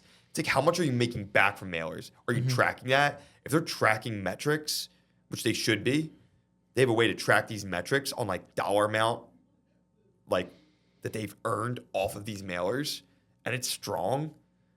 I would just want them to dump more money into mailers. Like if I was the guy running the business, I'm like, just dump more into that. Like, and then once we saturate a channel, now you search for your next channel. So like a guy that's very, very new to saturating a market, but is having a plan that's giving him a strong return, like continue to scale that. Like if I was running your ads and we had a return and you just cut them because someone told you mailers were great. It's like, dude, what are you Why doing? did you cut them? Like we were doing great.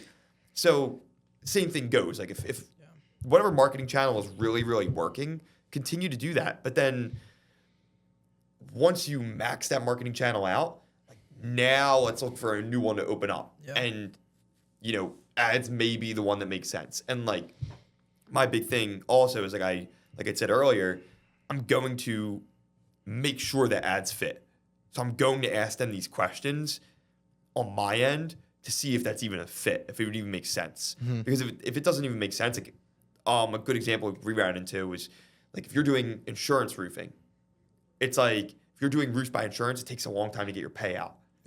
Paid ads on just like we've got to get some retail going. If we can get some retail going, your cash velocity is a lot more healthy to be able to run ads. Not saying you can't run it to insurance, replacements, but it's better if you get the money faster because then we can reinvest. And then for our ads, like, okay, now it's like, all right, well, we want to get people retail jobs so they can get cash flow based off of our ad spend that they put in the Meta. Exactly. And then it's like, okay, well, now we know that that's a pain point for them because it's the insurance money takes too long to come in. So it's like, okay, when we run our ads to market to roofers, then we can just be like, hey, do you want to switch from insurance roofing to retail and actually get your money up front from the homeowner? Yep. Pain point solved. And then just another system to walk them down. Boom, get them to take some sort of action, and then just show them a fuck ton of more ads with the Meta Pixel. And then hopefully with that small percentage of people, you can just get them to buy. Yeah. That's exactly what it is. Like you learn your industry. Like you learn who you're serving. Yeah. So if you learn who you're serving, like this is why I started to go in the white collar. This is why I made that transition.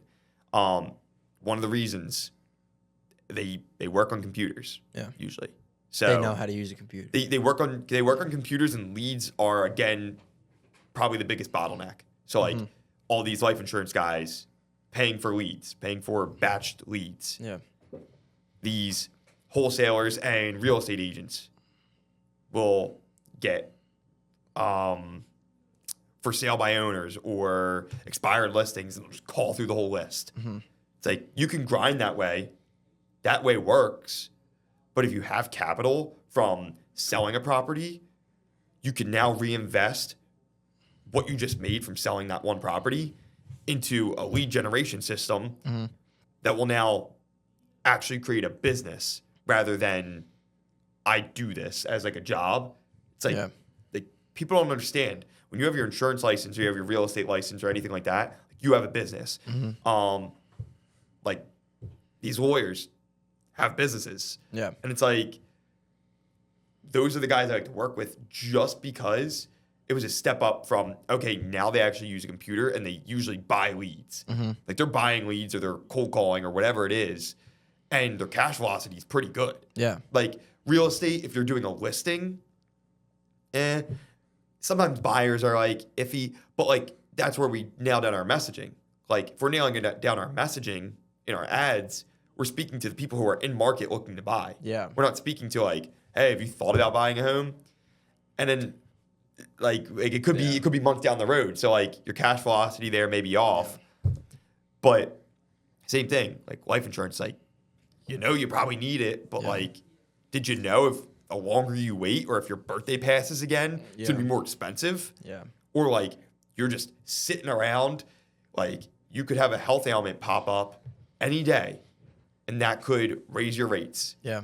So like, why not jump in now and get locked in when it's going to be the cheapest price? Yeah, and that's always true for like insurance like that. It's like you're probably never going to be cheaper than now. I mean, property and casualty, like when you're dealing with like home and auto, like I don't like. It's like waiting to buy car insurance until after you get into a car accident. Or some shit. I don't know. That was just an example. I guess. Like a good one is like people who let it expire. Yeah, and, like sit, and then they're like. Don't wait for it to expire. Your rate's gonna like shoot through the roof. Like if you need to shop around while you have your insurance still. Yeah. And like just different things. Or like some people that let it expire. It's like, did you know the longer you wait and go uninsured, like longer than 30 days, your rate's gonna shoot up. So that's a whole segment to target. That creates your FOMO. Exactly. And like when you know these things, like like, hey, their rate's gonna shoot up. Let's target people who know that their insurance expired and say like we can hook you up with maybe not like this A+ carrier, but maybe this lower level person, like lower level company that might be able to get you cheap insurance, just so you have insurance, like so that when you are in a better financial situation, you can bump back up to a better carrier. Yeah. Like, let's just make sure you're covered right now. Yeah. Rather than having nothing. But you know the industry and you know your person's pain. And then that's how we start to target. Yeah. I thought that kind of popped in my mind, like when you said like the KISS thing earlier, keep it stupid, simple. I feel like the number one thing that I personally have learned when it comes to like business or sales or marketing is that if you can get qualified leads, that's very important. But if you can create FOMO with people who are qualified, everybody who has the money is going to buy. Mm-hmm. Because once that FOMO exists, it's like, dude, it's like if my friends were trying to convince me to go out to a party in college, and it's like, oh, like I don't want to, I have to do this tonight. But then they're like, oh, but like you're missing out on this. Then it's like, damn, now I have an incentive. Yeah. And it's just like, that's how you nail an offer, is by doing something that will create some sort of like fear of missing out. And then you just figure out the system to get those qualified leads in. And once you create the FOMO, maybe it's like you get this discount if you pay the invoice on the call. Something stupid like that. Yeah. Like that can make all the difference. Like that sort of FOMO could be the difference between like a 1 and 5% close rate, or whatever the number should look like, you know? Yeah, no, 100%. Like that's why webinars work so well. People bring people on webinars, you're down the funnel, and at the end of the webinar, by the way, if you do it right now on the webinar, you'll get this bonus, and then you're like, okay, am I going to do it now? Because like this guy's pitch was great. Yeah. It's something that I want. Or do I need to think about it? You know? Yeah, like, like if I need to think about it, I'm going to lose out on this offer. Yeah. If you haven't even like this percentage of you that's thinking I'm going to end up doing this at some point in my life, you're like, now's the opportunity. This guy's giving it to me for a deal. That FOMO is going to get you, and you're going to buy. Like, that's how it always, like, that, I just always think of that, like, college party reference to where it's, like, people, like, if somebody's watching who's trying to get into business, just think about, okay, if you want to sell something to a lot of people, then you need to figure out how, when you're selling it to them, how can you create that fear of they're going to miss out on something if they don't buy right now? Yeah, 100%. That's like the essence to marketing is selling one to many. Yeah. It's just like, because you're just trying to mass sell. Mm-hmm. So you're trying to make your salesperson's job easy as possible. Basically, by removing all of the education that needs to be done so that they can just close. So like, you're creating professional cashiers rather than salespeople. Yeah. Like fat cat closers. Yeah, fat cat closers. You don't really want fat cat closers, but...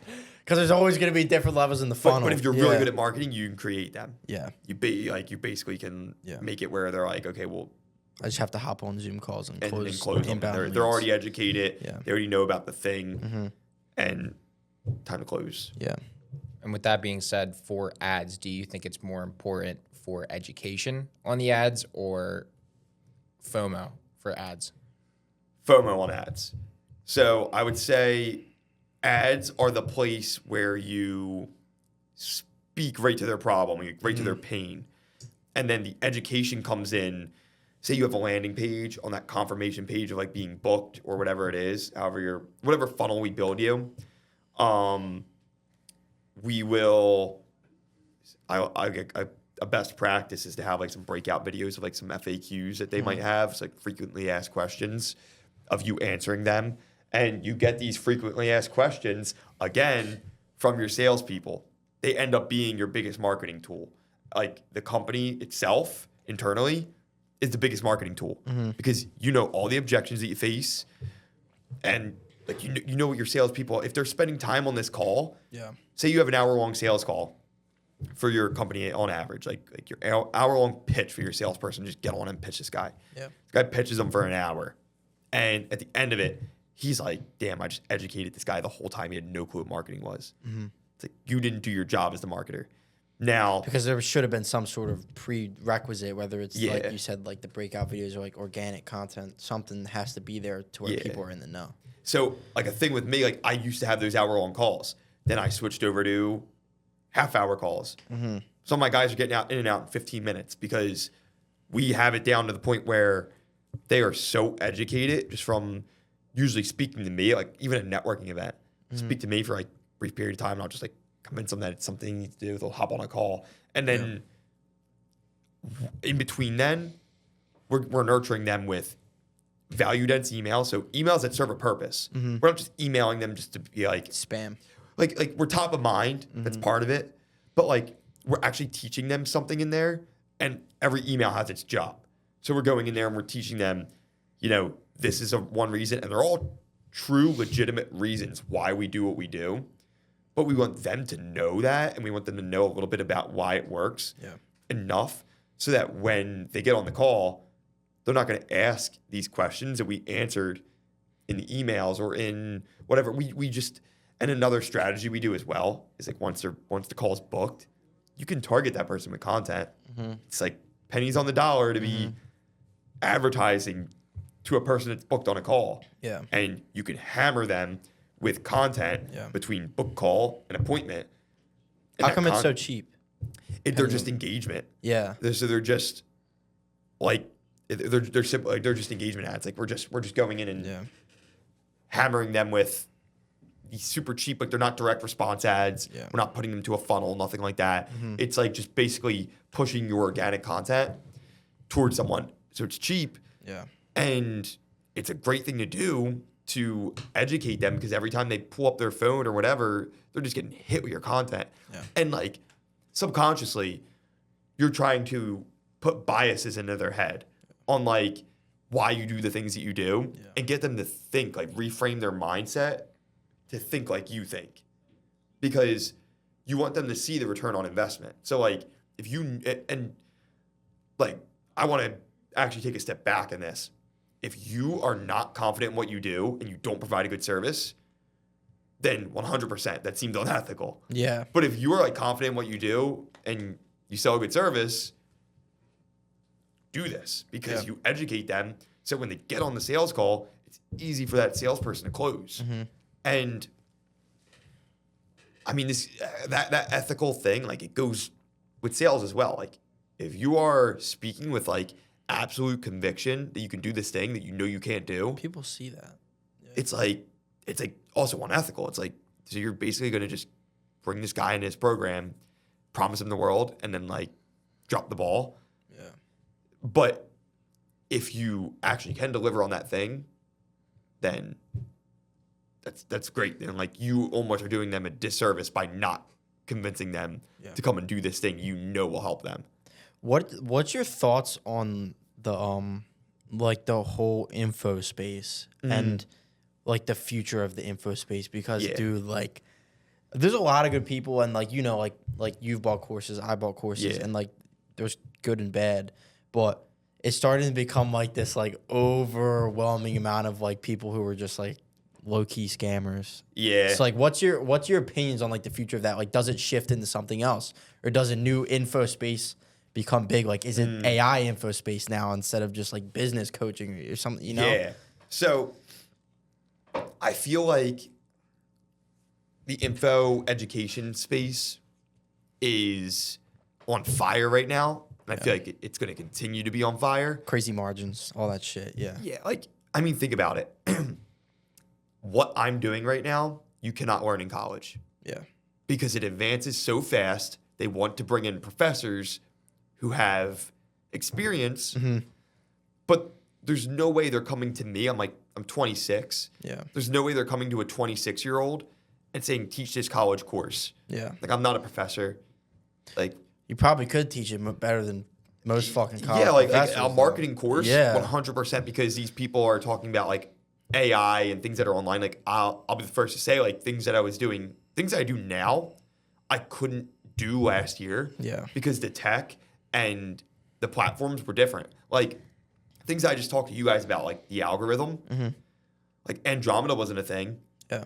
So like, and now that's like the big and like, do you think that the professor got on a plane and sat in on like meetings? An Andromeda meeting? No. No, like they're gonna teach you about corporate marketing, dude, and like how to and like branding colors and shit. Like exactly, that. It's like, dude, like different psychological things that like may or may not make sense. Like it's insane. I just like had when you sit in a marketing class, dude. Like that's what they teach you. Well, I'm gonna use an example as the AI class I just took. So like I mean I only had like a couple classes of it so far, but like so we run like originally it was like an AI software company, so. I go in there and I'm like super excited for this class because I'm like, shit, like nobody's ever taught a class like this at Rome before. So I was like, all right, sweet, it's gonna be interesting. They're teaching us like what like the first AI was in like 1930. I'm like, dude, what are you doing? It's like the history of AI. Yeah, it's like, what does AI mean? What's the real world application? And then I told him what we do, and he's like, well, what do you think would be valuable for students? I was like, if you want their attention and you want them to learn a valuable skill, dude, I said teach them how to use this shit. I said agentic AI. Teach them how to do automations. Yeah. He said, the problem is you need to teach them something that's going to be valuable in the career. So I'm like, It's like, dude, like if you sit down and teach a kid how to make like Claude projects and do like automation and like how to set up custom GPTs, like, dude, like that's valuable shit. Yeah. Because then they can go to a job and be like, I know how to do this, and it's like the new term, like prompt engineering, and like all these fucking corporate companies, they love prompt engineers for some reason. go ask anybody in business, in a business career, and say, okay, you went in as a marketing major, you went in as a business administration major. Somebody that's been in the industry for 20 years, every single person is going to tell you, yeah, I completely changed what I was doing originally because of this. Yeah. It's AI. It's like, dude, they don't know the history of the AI. Like, dude, they're using this shit to make like their Excel spreadsheets. They were talking, they were talking about like a machine that was bigger than this table that used to like, they used to input like some certain data and then it would spit out this. And I'm like, dude, like, why do they need to know that? Why? We run a company and I've never even heard about that. And I was like, we have money coming in. Like, what do you need that for? Like AI, yes, it means artificial intelligence. What else are we doing here? Like, Like, dude, like we didn't need to learn that. That's the one thing I hate about. I go to college and like obviously I enjoy college, whatever. But that's the one thing I hate about college, dude, is because they teach shit and it's like, yeah, I get that they want you to know the fundamentals, but it's like, dude, when we started, and even when we got like really into marketing, like, dude, I don't know who like the first fucking marketer was. Like, all I need to do is go read an Alex Hormozy book and or like Tony Robbins or you know what I'm saying? Like something like that. And it's like, now I know enough now. Like I know enough, but like people need to teach real application to it. I totally agree. Yeah. Like, so I went to school for marketing. Yeah.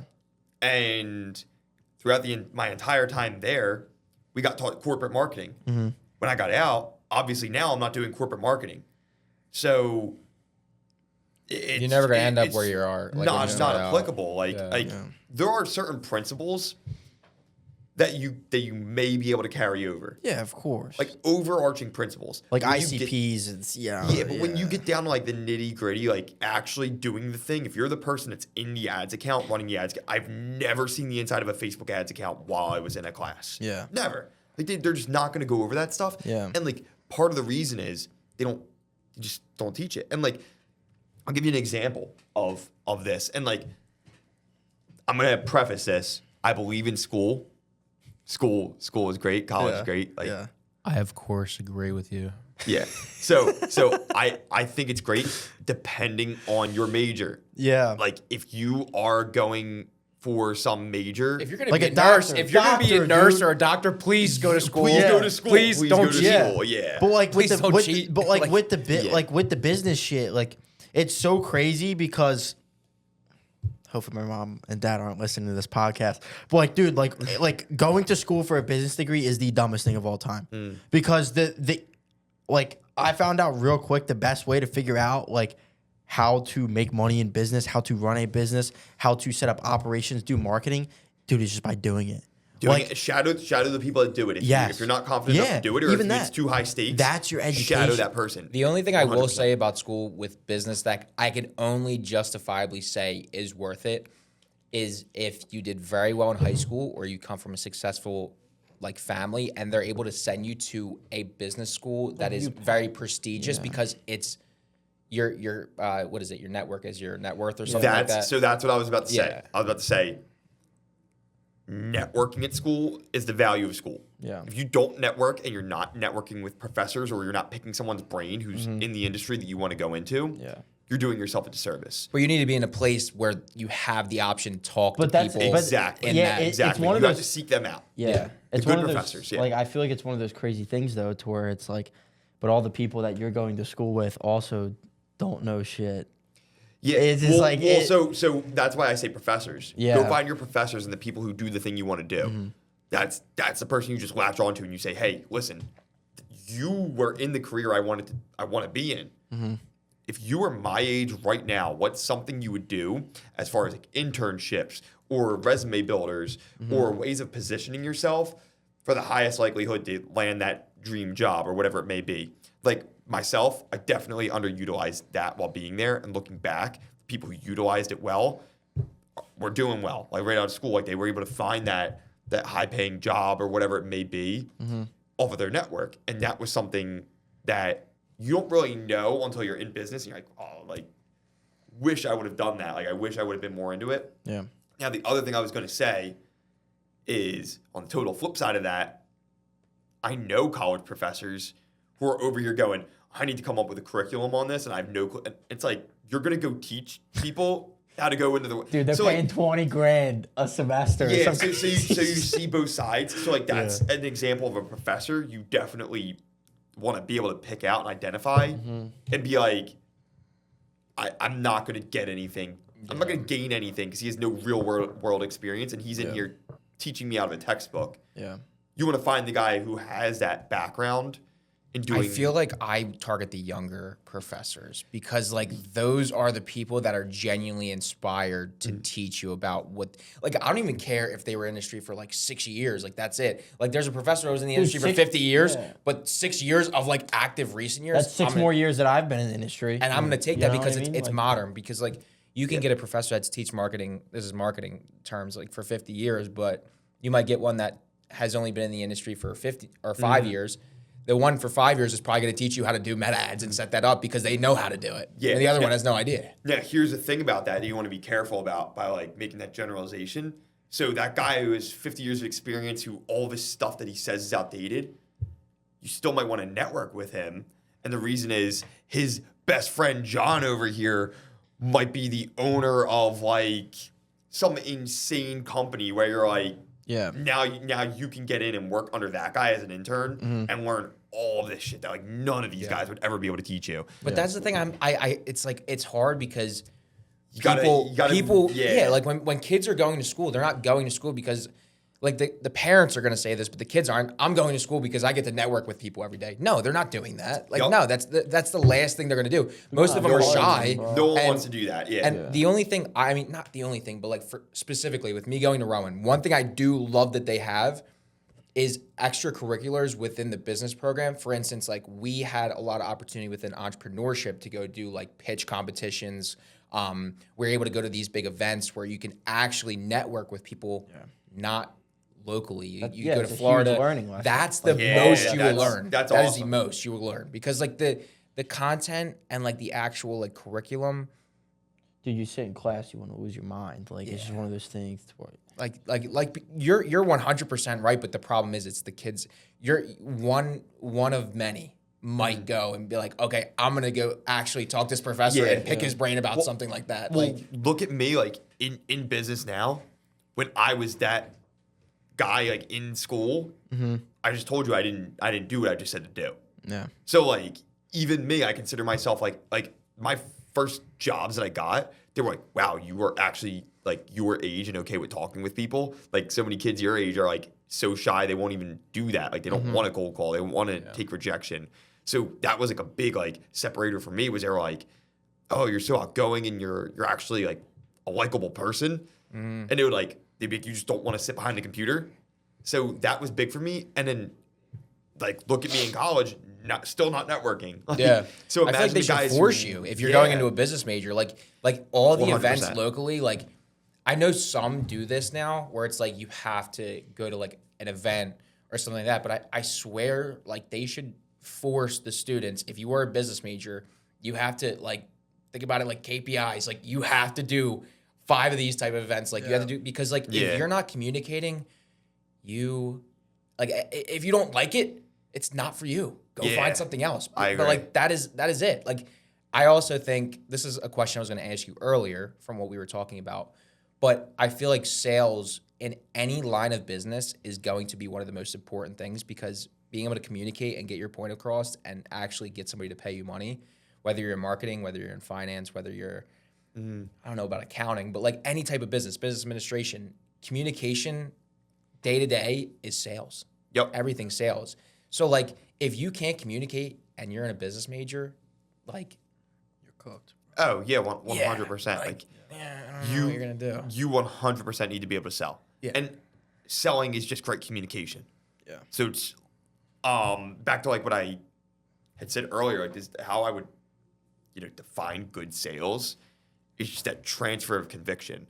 And, like, I get that from like the Wolf of Wall Street. Jordan Belfort is like famous for saying, like, you need to it's a transfer of conviction. So like you've got to believe in what you're selling so much that they believe that now you can transfer that belief into them. If you don't believe wholeheartedly in what you're selling, there's no way that you could sit there and like have that energy and Well, you also have to put that to like same terms yourself. You have to be able to sell yourself. That's the first part. Like you first starting out, like with the marketing, you worked in like corporate for a little bit. You've done a little bit of like insurance sales. You weren't fully confident in your ability, but like that's where it's hard to say it. Like we're in the same position because we're not masters, but it's like you have to be confident and believe in yourself even when you don't.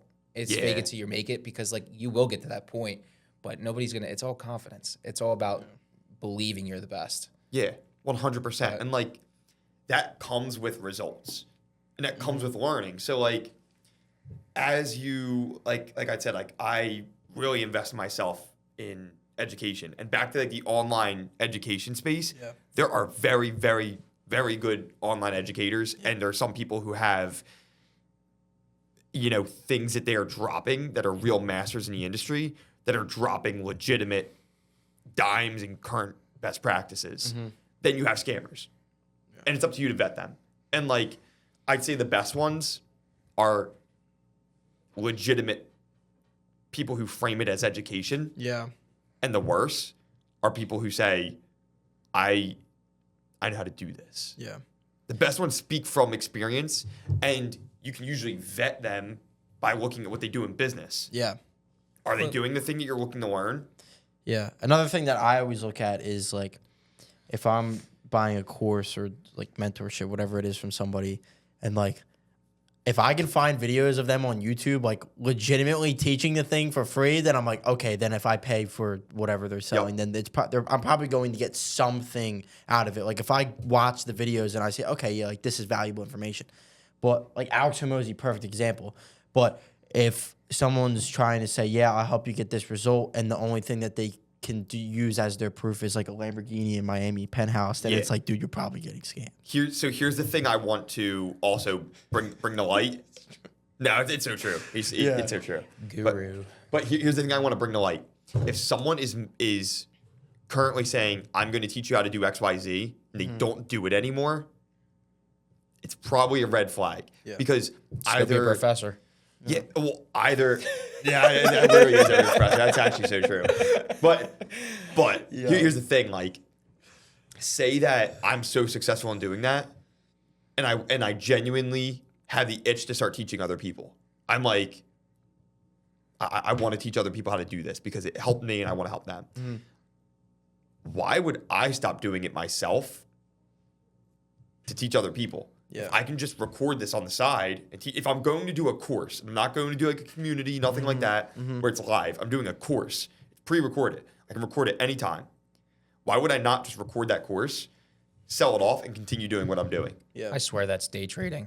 Dude, but like it's one of these crazy things to where it's like, dude, like me, you, and you have all met people in that space, and it's like whether they sell, I don't know, like marketing SOPs or business coaching, dude, like we've met the people who don't even own businesses anymore and they're selling coaching. It's like, dude, you haven't owned a business for 5 years. Yeah.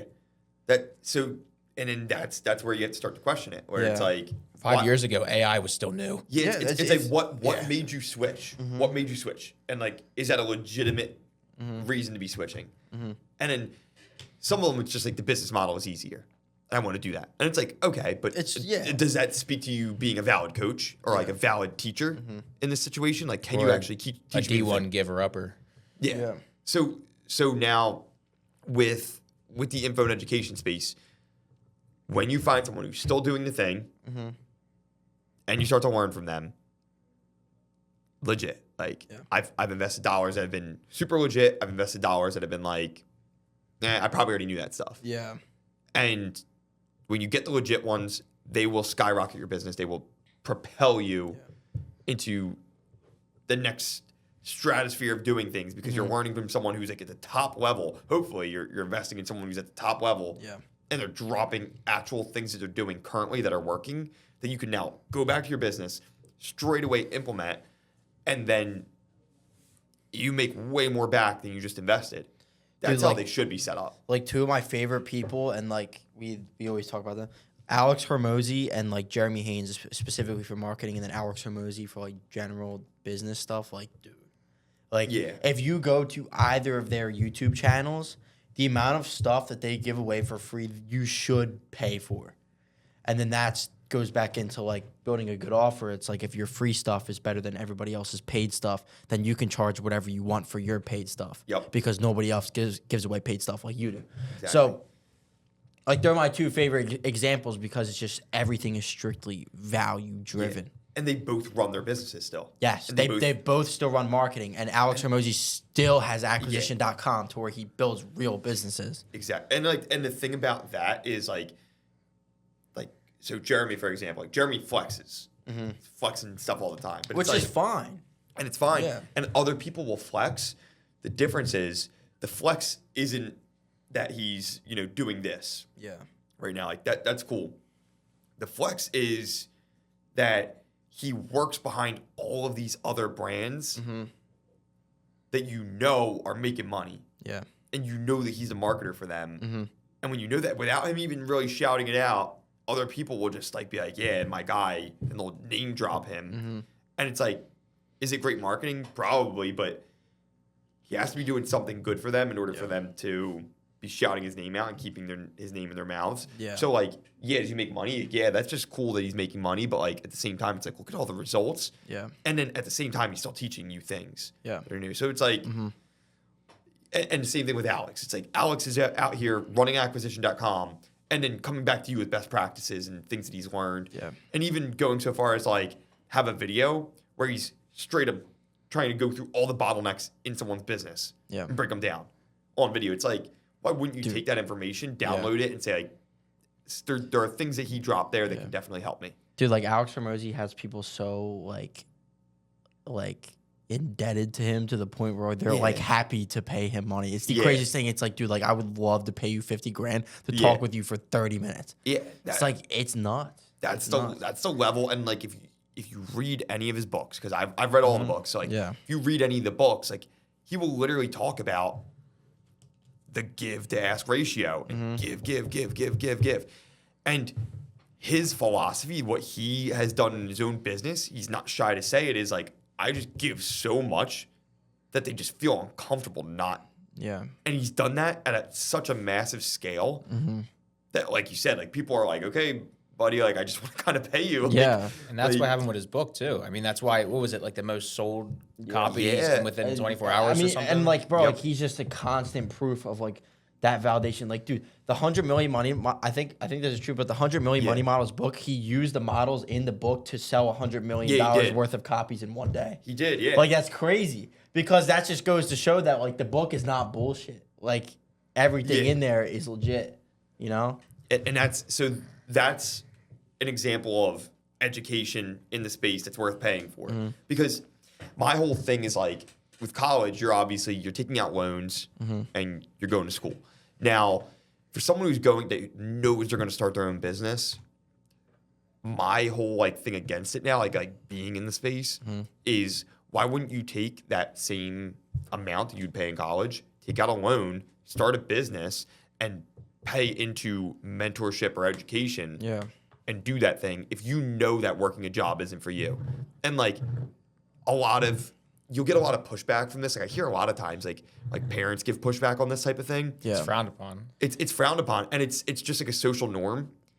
But I'll be the first to like tell you, like if my kids as they're growing up are just deciding that college isn't for them, I'm not going to push them into college. Yeah, exactly. Like I'm going to sit there, but I'm also not going to be like they're like college isn't for me, but I think I'm going to be, I don't even know, like something totally just off the beat, random. MLB. I'm just gonna go join the circus or something like.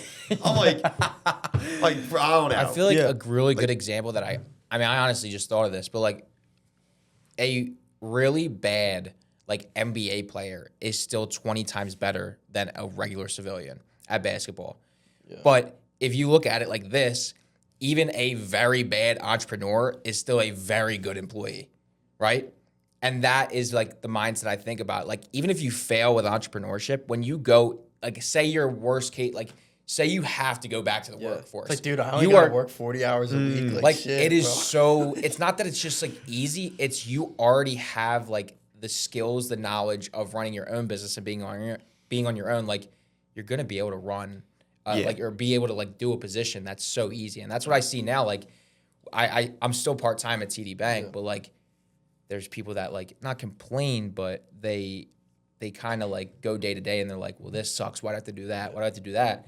And it's like, with us doing our own thing, it's like, dude, go in there. It's like a piece of cake. You know what I mean? Like, what they want you to do is like bare minimum. And that's why I feel like people within the business realm, like, even if you don't want to be an entrepreneur, like, try it out, because if it works, phenomenal. If not, you're setting yourself up for success anyway. I feel like that's the best way to go about it. Yeah. And the sad part is, like, that would not be received well on a resume, though. No. Like for all, like, so if you were like a business owner that failed, it's like resume suicide. Like, it's you Sit almost down feel and like have a you're done. conversation with that person compared to somebody that stayed in school for 8 Exactly. years. Now that's the thing. If you can get, because what happens first, they have to look at your resume before you even get that interview. Yeah. Usually they say that by the time you even get an interview, you're already qualified for the position. Yeah. And they're just trying to test out your characteristics that you have, like, personally. Yeah. But your qualifications are all sitting on that resume. So they just basically, AI at this point basically just scans it and says yes, no for next steps on the interview. So literally, if you have that on there, it's like, it could be a red flag. Now, to your point though, I have seen them on like job applications before, like back when I was applying to places that where they're like business acumen. Like, that's pretty cool. Business acumen, like, not that I had any at the time, but cool. And then I don't know, is that still a thing? Like, maybe not, but yeah, I would say if you're going for a good major, this goes back to the major thing. If you're going for a major that requires it, like you're going for a you law, need that credential, dude. You need those. You need to go to school. You need to, like, hands down, you need to go to school. You need to study. If you are going for something that's just kind of like a BS degree, just to get a degree, you don't really know what you want it to go for. You have no clear Business administration. Yeah, something just, like that. That's the generic business major that everybody will take. Yeah, if they at don't this know. point, you are better off if you want to start a trade business. Yeah. Go into that trade. Go into an apprenticeship and like learn how to do that thing. So when you get through the apprenticeship, you can start your own business. You can make more money. Or go, again, if you're going to go into debt, why wouldn't you just pull out a loan, or your parents are going to probably pull out the loans for you. As a parent, why wouldn't you just pull out the loan? But do it when you have an actual business plan with your child. So like, if you don't know how to run a business and you have no clue, your kid is just adamant on running a business, get resourceful. Find someone who actually is in that industry and say, my son, my daughter, they are interested in doing what you do. They are just out of high school, and I'm interested in helping them succeed and learn. Can they come work under you? Yeah. If somebody wants to learn the piano, what are they going to go to? A piano teacher. If somebody wants to sing, they're going to go to it's the same thing. The business, like the whole entrepreneurship thing, like obviously, like I do agree with college and everything, but the I agree. The entrepreneurship thing, dude, is like, it's not entirely this. It's not like this is like end all be all, but dude, it's like low key pay to win. Like, dude, you there's work, everything that comes in between, but if you have $150,000 loan, like, dude, you can make a lot of money with that. You can make a ton of money. You'd have to, dude. You could hire people to do your organic content. You could hire an ads agency. You could hire VAs overseas to do your product fulfillment. Like, bro, if you could find the right people to do to do these things for you, like, you can make it work. Capital makes a difference. And it does. People will complain and they will say they don't come from money and this, that, and the other, and yet, like, they'll get sent off to school and get their loans paid. Yeah. It's like, they had enough money to pay your loans there. Like, if you would have started a business, did you make any money from going to school? No. It's a guarantee that you paid the loan back. Yeah. So if you go into business and you fail it's just a guarantee that you pay that loan back. And you have a shit ton of knowledge. It's And, just like, real knowledge, too. Really though, like what's Yeah. the trade-off there? It's like you didn't get this piece of paper to prove that you went to school. That's the problem. That piece of paper means a that piece fucking of lot. paper means a lot. Yeah, in Piece of paper means getting a a lot. job. So that's why Yeah. that's why I go back to saying, like, if your kid is dead set on not going to school, like it's just not for me, then it's like why would you even force them? Like they're probably gonna end up taking that leap sooner or later. Yeah. Like if they are already at that point where they're like, I know I'm gonna do X, Y, Z. Yeah. Dude, like that like if I had 150 grand right now and like let's say that's what the average cost of tuition over 4 years is, dude, like the amount of You could do a lot. I'm not telling nobody about that. I'm gonna actually reinvest that. Yeah, It's like, like you tell your it's- parents about that. You're like, all right, you pay off your dad. Nope. Yeah. Steamroll Like that right in the business. it's crazy because like I'm just thinking like if I had $150,000 right now to just burn on like business stuff. Lamborghini. That's what I'm saying. Like Lamborghini. people don't. Yeah. The rent 5 the penthouse, Rolexes. Yeah. Rent the penthouse. Yeah. Get the Lamborghini. Like, but no, it's like funny when you think about it that way though. Like I remember the first time that I've ever thought about it that way. I was already in business, like pursuing it, and I was like, damn, my tuition in my pocket right now to invest in my business would be insane. Like It would've This might be propelled far me. stretch, but like I feel like I see the videos of like those really successful entrepreneurs, and when they always ask them the question, if you were put to zero right now and you didn't have your business, would you make that money back? They always say 100%, but I feel like might be far stretched, but majority of the people, it's got to be at least like 6 people I've watched. They said the first step is they go to the bank and they pull out a business loan. Yeah. No, That's they the always first say- step. because they already have the. You got to think like, dude, if let's say you run a business for 20 years and you get set back to zero, you have the knowledge on how to grow a fucking business, dude. Yeah. All you need is a little bit of capital and you're on your way. Yeah, well, Like, imagine this. Imagine you made all of your money in like investing in real estate. Like, are there ways to do it with zero capital? Yeah, but you're going to be hustling. Where if they said, "Can you make your money back in 30 days?" It's like, okay, well, I got to hustle. Like, do I have my credit score? Like, yeah, I'm going to go to the bank. I'm going to pull out, capital there, and then start investing, and then that might be, where that could come in. yeah. Or like anything where you might need like some tools or whatever it may be. But I mean, like with what I was doing, I just needed like software covered Yeah. to be able to do it. But I could have done a free trial. Yeah. Like, and there was a point where I was like, okay, I'll just start Yeah. this free trial and try to make I my feel like money it's a back. marketing end though too. Yeah. Like they'll just take that money and just reinvest it into marketing. Well, Yeah. because it's like, all right, like if I sit here and it's like, all right, well, all I have to pay for is like go high level and like one a couple of other things. Like, dude, I can just whatever. Once I make more money than whatever Yeah. that is, I can just put that into ads and just onboard more Well, clients. think about this. So life insurance, because once I got out of State Farm, I kept my life insurance license active with like an IMO. So you're independent. A lot of those guys just buy these batch leads, like I said, and you're expected to put like $4 or $5 grand into these leads to call through them. Yeah. And a lot of these leads are like ran through leads, like they're just reused. The guy sent it was a marketer, most likely, ran ads, did whatever, put it to spreadsheet and just shot it out to a bunch of people that paid him. Sold. And he's making like bank. That off lead's of getting this. called like 40 times a day. Dude, that poor person, bro, dude. Yeah. They're about to. Yeah, that lead's getting like I hammered shut right my now. phone That- down. I You were couldn't flagged even- in ethos, dude. Yeah, you got Yeah. like 100 sales reps calling you the next day. No, You're for real. fucked. Like, but that's what these guys are doing, and that's their like form of marketing. So it's like for those guys, they're expected to have money up front. Like I remember when I joined in, they're like, "Yeah, bro, you got to put like $5 grand in." I'm like, I'm not even really doing this. Like this is just Yeah. like a place to stick my license at this point. Yeah. So like, to me, it was like if that's what you got to do to really make money, like all these guys said you can make money, that's what you really have to do. It was like crazy to me. But then once I really went like double down on the market, because at that point when I had my license there, I was working that corporate job. Yeah.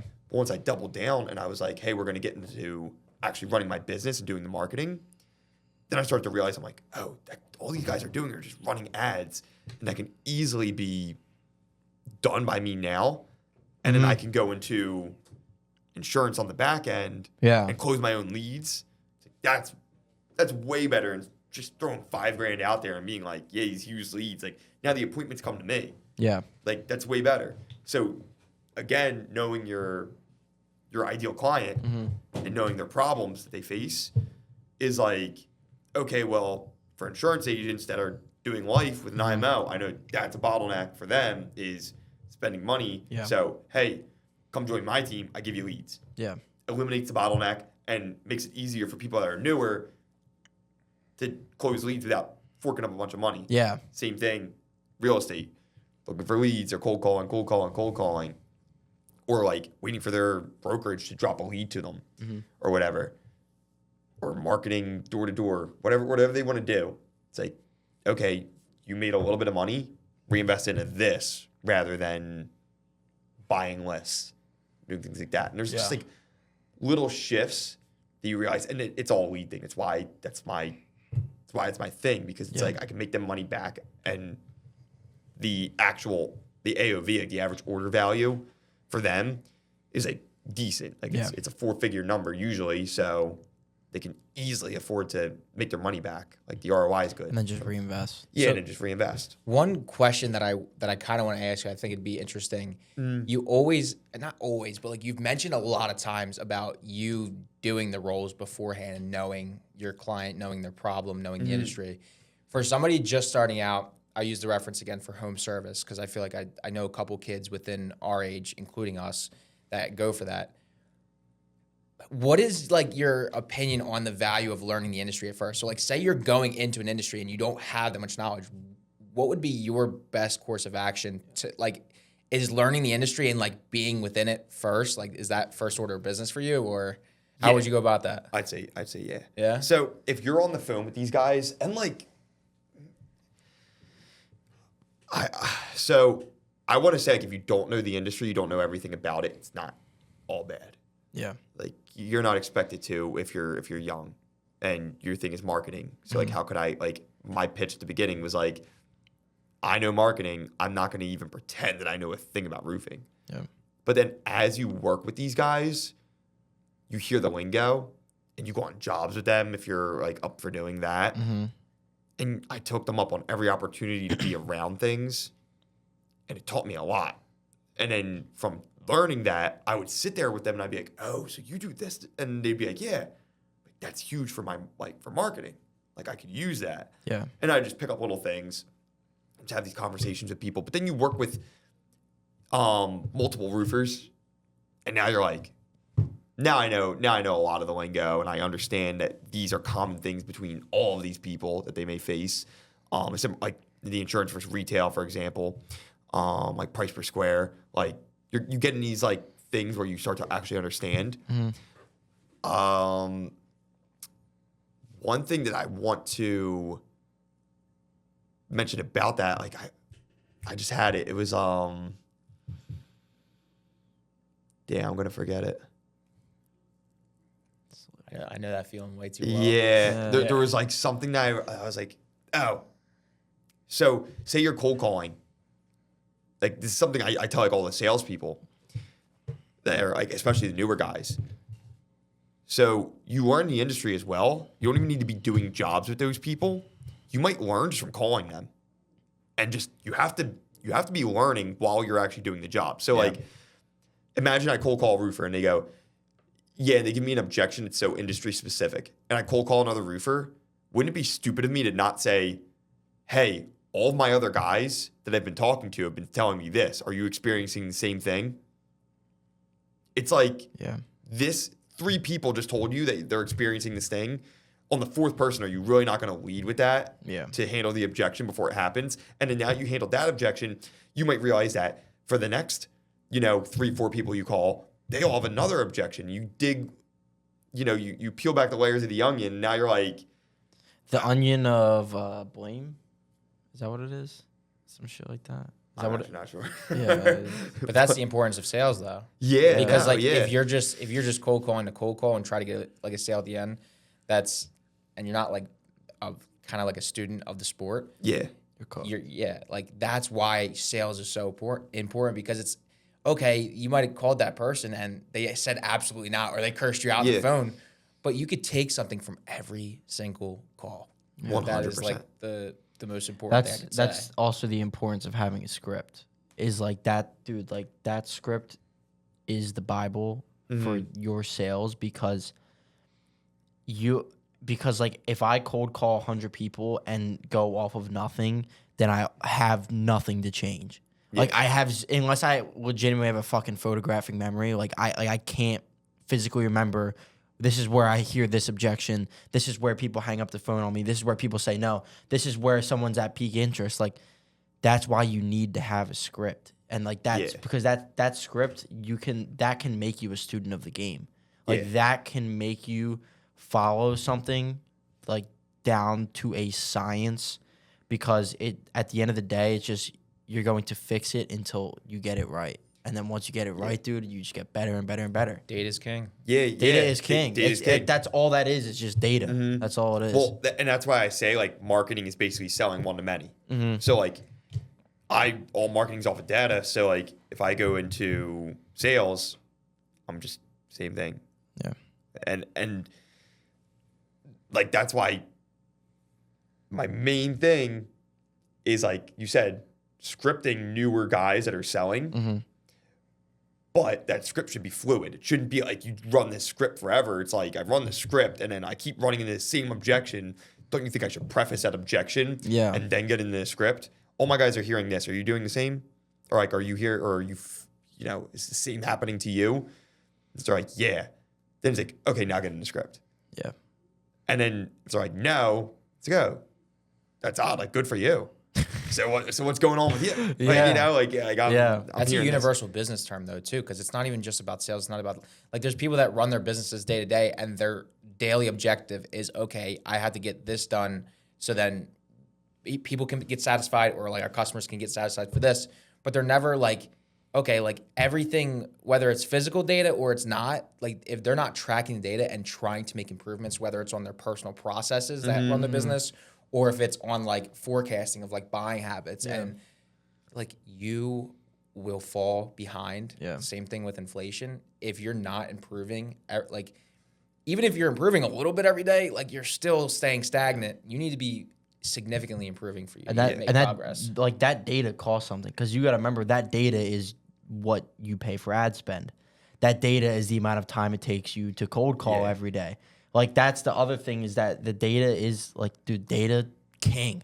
But people aren't willing to pay the price for the data. But once you have the data, it's like, dude, like, it becomes so much easier to Same importance between marketing or even if you own a flower shop. Yeah. Data is the same importance. Yeah. Opportunity cost is a thing. Like, one thing they teach you in college. That taught you about opportunity cost. Yeah, like I am like, dude, like opportunity cost is sick, because it's easy to weigh options. It's a lot of people don't understand opportunity cost though. So like when you talk to someone, and this is a red flag. This is someone you wouldn't want to take on. Someone who doesn't understand opportunity cost. Because if I come and I talk to someone and they're like, they want to give me a big price objection, but then they have no leads coming in, it's like you obviously don't understand the cost of staying the same. Yeah. So if they don't understand that, and they're not weighing that into their decision here, then there's no way that I can have like an actual logical conversation, because obviously if you work with me, the first thing that happens is you spend money. So your bank account goes down before it goes up.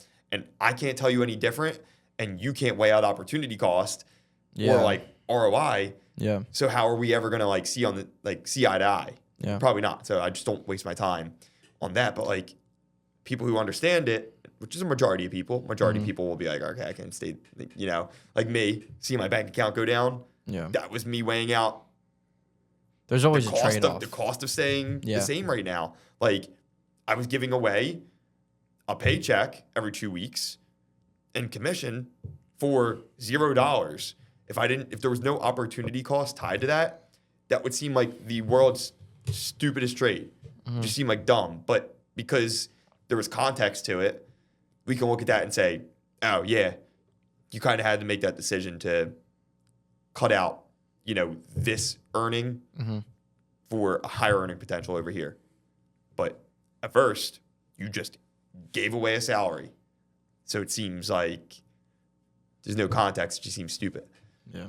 I feel like that's another thing when you bring it back to marketing. So we had the mastermind that we went to for roofing companies specifically. They spend hundreds of thousands of dollars on marketing. And like you could shitty sit there. marketing too. Yeah, like you could sit there and you could be like, what the hell are they doing? But like that $100,000, they might get like $1 million, $2 million, $3 million out of that. Yep. It's like, all right, like at first, if you're a person that likes to be cheap, you might look for like cheapest ways and only spend 30. But this person's spending 100,000, and it's like, okay, half of the things might not be working, but because they're actually taking the risk to invest into it and see it, like they're gonna reap the benefits. Yeah, I always use like this example. So, like especially in like my grandparents, like in that generation, like you come from, and a lot of people have this in their family. So like this is why I use it. Come from like a family of savers. Mm-hmm. So in that generation, it was like save money, get a job, and grow. Yeah, and you'll be fine.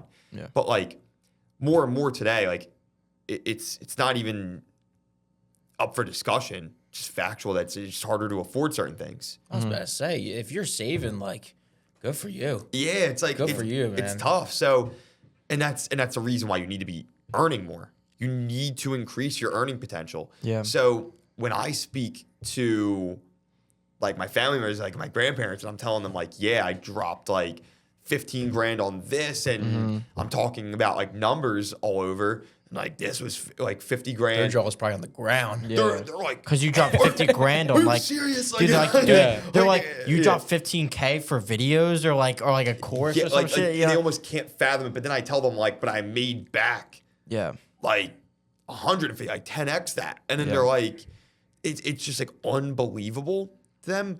But I just had this conversation with like one of the younger guys in the office. Like I told him, I was explaining this to him because he was explaining like his family situation, like how they just weren't supportive of whatever.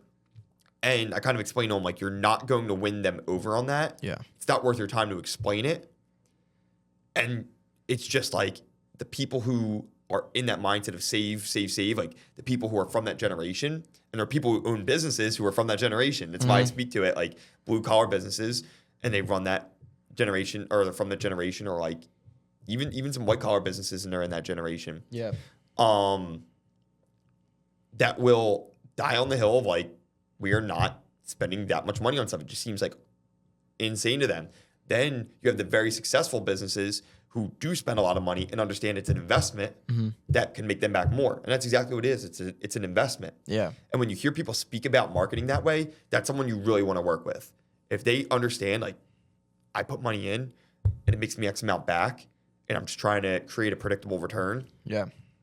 You want to work with them because they understand that like the whole goal of building a marketing system, especially online, like what we do, is to build a money-making machine. And you'd be silly to think that a money-making machine It's free. would be cheap. Yeah. It's going to be expensive. You're going to have to put dollars in to get that data to And create the money-making machine. like And it'd be a lot funny to of think that dollars. there's not a lot of risk, too. Yeah. Exactly. It's high risk, high reward. And number one thing I tell people is like, at the start, we are going to do a testing phase. If that test does not go well and I see so many metrics off, there's some metrics like, for example, we dealt with a voice AI receptionist running ads for him. Right away, saw that the niche is so saturated that he was getting outbid, and there was just the price is way too high, and we can't there was even no compete. shot for his budget. Yeah. There was no shot at competing. Within a week, I was able to identify that, cut the ads, go to him and say, hey, no go, we need to create organic content. Yeah. Went back to him, told him how he can do so, said, create this content. We need to build a little bit of a following, and we need to do these things are they need to be done prior to running ads now. Yeah. And it's like, I was able to look at data and tell him that. Because it's so funny when we talk about this, because like I shit you not, probably 4 months ago, like I would be sitting here and have no fucking clue what you're talking about, but like it just makes sense. Okay, if we're running ads and you're spending $3 grand a month on advertising and your cost per lead is too high, okay, well then we don't have enough organic content because your organic content is going to all we have to do is take people who watch your organic content, and then we can just retarget them with paid advertising, and then you already know they have some interest, and then from there it's like, okay, just keep showing them ads until they take an action, and eventually they're more likely to buy. Yeah. Now your cost per lead is lower. Yeah. Like it's literally just like there's just so many things that you can do. Yeah. It's nuts. And you can track down to what content are they watching. So what content is actually valuable and educating them. It might be content that is like you might think your killer content is the one with a ton of views. Yeah. But you're getting views from like the general public. Mm-hmm. And your niche down contract or content that has like a few views over here might just be killing it with actually getting people educated enough to want to take the next step. And you wouldn't know that unless you're tracking these things. Yeah. So that, again, goes to your point, data's king, because what's not tracked can't be fixed. Yeah. And like the reverse to that is I've seen people kill off content that was super important in their sales cycle because the views weren't there and the engagement wasn't there. And they didn't realize because they didn't have the pixels in place and the tracking metrics, they didn't realize how important that piece of content was to someone actually closing at the end of the day. So like it goes both ways. It really isn't like always about numbers. Like unless you want to have this huge like organic content funnel to where you can figure out how to get millions of views and use that hype to sell people something. Like you could legitimately probably make like, I don't tell me if I'm overarching this. You could probably get to like 50K a month with like 1,000 followers on Instagram. Like no bullshit. I mean, so there's no follower to income ratio that's set in stone. Like you can make, if you have a high average order value in a very niche community and your content is geared toward that niche community. Like you have super dialed. Imagine a room. The looks maxing.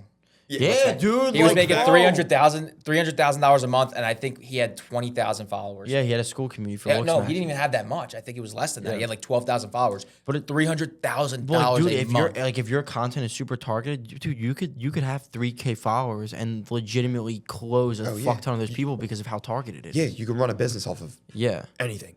Yeah. Anything. Like online especially. Yeah. You could. but yeah, that's my whole point is you don't need like when people want to measure followers and likes as the metric, it's like, can we just measure dollars as the metric? How about we do that? Like, is it more important for you to go home at night and be like, man, got a bunch of likes today, or would you rather your bank account look pretty healthy? All right, dude, like I made $3,000 today. Like that's sick. Like broke, a lot of followers, or very wealthy, not that many followers. Not that many followers. It comes down to maturity. Yeah.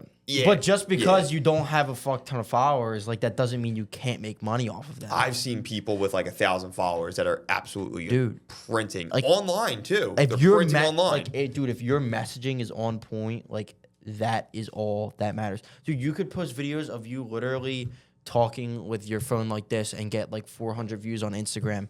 And if you do it enough times, and you set up some sort of funnel to get people to act on some ads based off of what they watch, like, dude, you're going to make money off of that following. 100%. 400 views a video, maybe. 100%. Like, you know what I mean? It's and that's another thing that's hard to get people to understand is like they think when I say like I do digital marketing, they'll be like, Can you bring me to 10K? It's like, and dude, you don't need 10K. No, that's not what I do. And it's like, can you make me go viral? It's like, it's not what I do either. Like, there are things that we can do to, like, think about like going viral. There are things that we can do to copy hooks of people that went viral. Do like brain rot, shit like that. There's things that you can do. But like, why do you want to go viral? Why? Why? That's the key question. It's like, why do you want that? Because if I have followers, then I could get more money. Yeah. Yep. And what if I could tell you could get more money without more followers? But like here's the perfect example of someone who like did go viral and like should be viral and like, you know, Brett Scales. Like he has 1 million followers on Instagram, but you have to realize he's flexing all of the Lambos and all that shit. But that's because his ICP is a bunch of money hungry 20-year-olds who literally that's all they want. No, so I love that because for people who know who he is or people who can look him up, it's like Brett Scales on Instagram. Yeah. So this speaks to the algorithm of Meta. Like this, I use him as an example. I think when I was breaking it down before. Yeah. Lambos, flexing, all that shit. the whole thing. Yeah. Now his ideal person that he's going after is someone who maybe did drop shipping Yeah. in the past, who had someone who tested like who went through business models Yeah. and is now like this new thing, brand Yeah. scaling. He's It's just running so ads, he crazy calls it because it's brand not even a scaling. new thing. Freelance brand scaling is just a different way to say social media marketing That's the agency. thing. So if you've ever read, and I recommend this book as well, the 22 Immutable Laws of Marketing. Mm-hmm. If you have ever read that, one of the things is you don't create a new thing. You just create a new subtopic Yeah. to it. So they did for an example in the book was like beers. Yeah. And it was like the first imported beer, and then they had like the first imported light beer, and it was like a new sub Yeah. category. So like his thing was like all these people doing marketing, all these people doing like drop shipping, this, that, and the other. He just pulled out of his ass like a brand new name, Yeah. brand scaling, and just was like freelance brand scaling. Like, dude, like Out of Freelance nowhere. emailing. And now it's like the new thing. Like he created a new subcategory, and he was basically like, if you've tried drop shipping, this, that, and the other, so now the algorithm's pushing him to people that have tried who these are other like business 20 models. years old. Yeah, and have exhausted these new models. Yeah. And he's like, I found one that works. What they didn't know is that he's already scaled an e-commerce brand that was successful. Yeah. So he's made money there. He's been a trader before, so he's made money there. Yeah. So it's like he's made money other places, and now he's tried this. So who knows how good he really is at it? Yeah. He might have made his money in other places that he's doing this. Mm-hmm. Now, a cool thing is for his e-commerce brand to scale that good, he probably had to run ads to it. Yeah. So And then he just did that for other people. That exactly, was his, and then he just started proof. doing it to other people Yeah. and found out, hey, this is making a ton of money. Yeah. You Now guys let me should do teach this. people. Yeah. Yeah, and that's basically what it is. But he created a new subcategory, but the way that he targeted these people was, if you've done this, you've done that, like all these other things that he knows they don't want to do anymore, or like may have failed for them. Yeah. And he's shouting out the new thing because these are all people that are bouncing around for new business ideas. So he's shouting out the new thing. And the way that he's getting in front of them as well to ensure that he is getting in front of the right people is he's flexing the Lambos and all the things that are probably already on that person's feet. Yeah. Because that person has Because that to as a someone like desire. me, I'm 20 years old. All, Yeah. all I give a fuck about is money. Yeah, you So just want it's- to make money. And Yeah, it's like I flex would it. if I didn't do what I was doing now, I would feed into that. But then it becomes like the next topic is like, yes, you can make a lot of money freelance brand scaling, but you also have to work 80 hours a week, Yeah. and that's what most people forget. you No, know? yeah. So that's something I like to touch on is like, I have my real estate licenses. You can make money doing life insurance. Like people always ask me, oh, well, you can make money doing life insurance. You can make money doing health. You know, being in insurance, you can make money. Yeah, Being in real estate, you can make a lot of money. Being in marketing, you can make a lot of money. yeah, I can make money doing any of those things, but you can't make money doing all of those things all at once. yeah, So, like, and that kind of leads into like what I'm doing now. It's like I have my licenses. I do make money off my licenses, but I make money off my licenses by doing marketing. yeah. Like, exactly. You make marketing, and you can get referral fees because I have a license. Yeah. People without a license can't do that. So that's how you use it, by just really being good at one skill and not trying to be a jack of all trades. Yeah. Can you make money on all of them? 100%. Yeah, but you got to pick one, and that's what you guys kind of figured out. It was like try all these things, and you're like, It was yeah, like we one can of make the, money, it but- was- yeah, it's like one of those things where it's like, have you ever met someone who's made $100 million in their lifetime, who's done drop shipping, day trading, yeah, social media marketing agency, and affiliate marketing all at the same time? No, Yeah. because it's not how it works. Like you Yeah. said, you can make money in all of these things, but you can't make money doing all of these things. At and once. now, so I want to say that to be like, you have to pick one avenue, Mm-hmm. but it's not to say that when you're young, like you guys, like in school, like you should be trying all those things because you quickly find out what the bottlenecks are on these things and what you don't want to do. Like you can look at that and be like, I know I don't want to do that for the rest of my life. Yeah. Like good thing I tried it when I was young and I can pivot, because later down the road, if you're still running through things or you're thinking what if, and you have that in the back of your mind, what if, Yeah, it's like a terrible place to be. Like yeah, I know even for myself, like I've run different marketing models in my agency, and I figured out things where like I said when I first started, It's like I did everything for everyone and it sucked. And I'm like, I don't want to do that. And then I niche down and you niche down. And even like getting to the point where I am now, it's like you niche down all the way to the point where now you know who you want to work with, you know how to work with them, you develop a business model. Like one of my things was like, yeah, I want to serve clients, but when I serve clients, I see how much money they make. How can I market one of my own services? I figured out how to run ads myself. Yeah. And it was just like the licenses I had. So you figure out how to run ads for yourself and make money, whether you have business with someone else, like you're marketing someone else's business, or you're marketing your own. Like I'm self-sufficient now.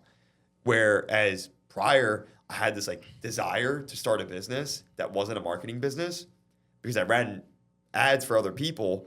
And I knew when I was in full control of those accounts that I could make money. But it's like running ads with a business partner that guy owns the whole business. Yeah. It's like when we're butting heads and I'm like, you need to put money here. And they're like, no. Then it's like. Yeah. This is like a weird spot to be. Yeah, but if I have control over all of it, I'm like, Yeah. just trust me. Like, I see the data. Like, it's going to work. So I feel like a big question that we have leading up to this after everything we talked about was, what do you offer? And like, who are you offering it to?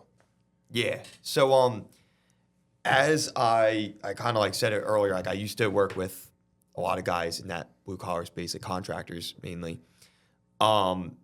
Recently, what I've been doing more, mainly due to the licenses that I hold, is I was running ads for myself for a while in the background, and now I've kind of opened up the floodgates and I started marketing for insurance agencies, insurance agents independently, real estate agents, brokerages, wholesalers, law firms, financial advisors, capital raisers, like the whole, I opened it up to them. And the reason being, the margins are still pretty good. But as I had said before, a lot of these guys are already dependent on leads. So they're either running ads themselves, they're running some form of marketing already, or they're just, hip to the idea that you need to invest money into marketing to make some money back. So I started running things to them in general, or things with them. I have 3 different ways that someone can work with me if they were interested. The first would be typically like with just the agency model. We run your ads, we go in, and we actually do a done-for-you service, like you'd probably be used to. The other one that I do is consulting. So I can come in, look at what you have going, and just go through all the bottlenecks and how you're going to solve them to break through. And the last thing that we do is, like I said, I run ads to myself and we refer things out. So you can actually, if you are licensed in real estate or insurance, all lines of insurance, you can join onto one of my teams where I just feed you leads and you just close. And that's another way for someone who's in that industry who's like, hey, you sit someone in front of me, I can close this thing, but I have like a lead problem. Yeah. Then you could come on, we'll feed you the leads, and we want killers in the industry that are going to go and close them. Yeah. Now, which avenue do you personally like the most? So I like the one where I don't have to do an ongoing service. You make a lot of money doing ongoing services, but I like the one where I get to run ads and do the thing that I like to do and the thing I'm good at. So I love being able to run ads for myself, control my own money, and run the ads and give them out to people who will close. That is the best. Like, I can close them myself, but my time's better spent in just running these ads, and it's a win-win. I get to have more time because I just manage the ads and hand them off to guys who otherwise wouldn't have people to close, and now they get this giant pool of people where they can just sit on these calls and close them and run up their own money. The other models are good. Like, I love going into consulting. I'm a big problem solver. So it's not to say I don't enjoy that. And it's not to say I don't enjoy running ads for other people because it's typically the same thing.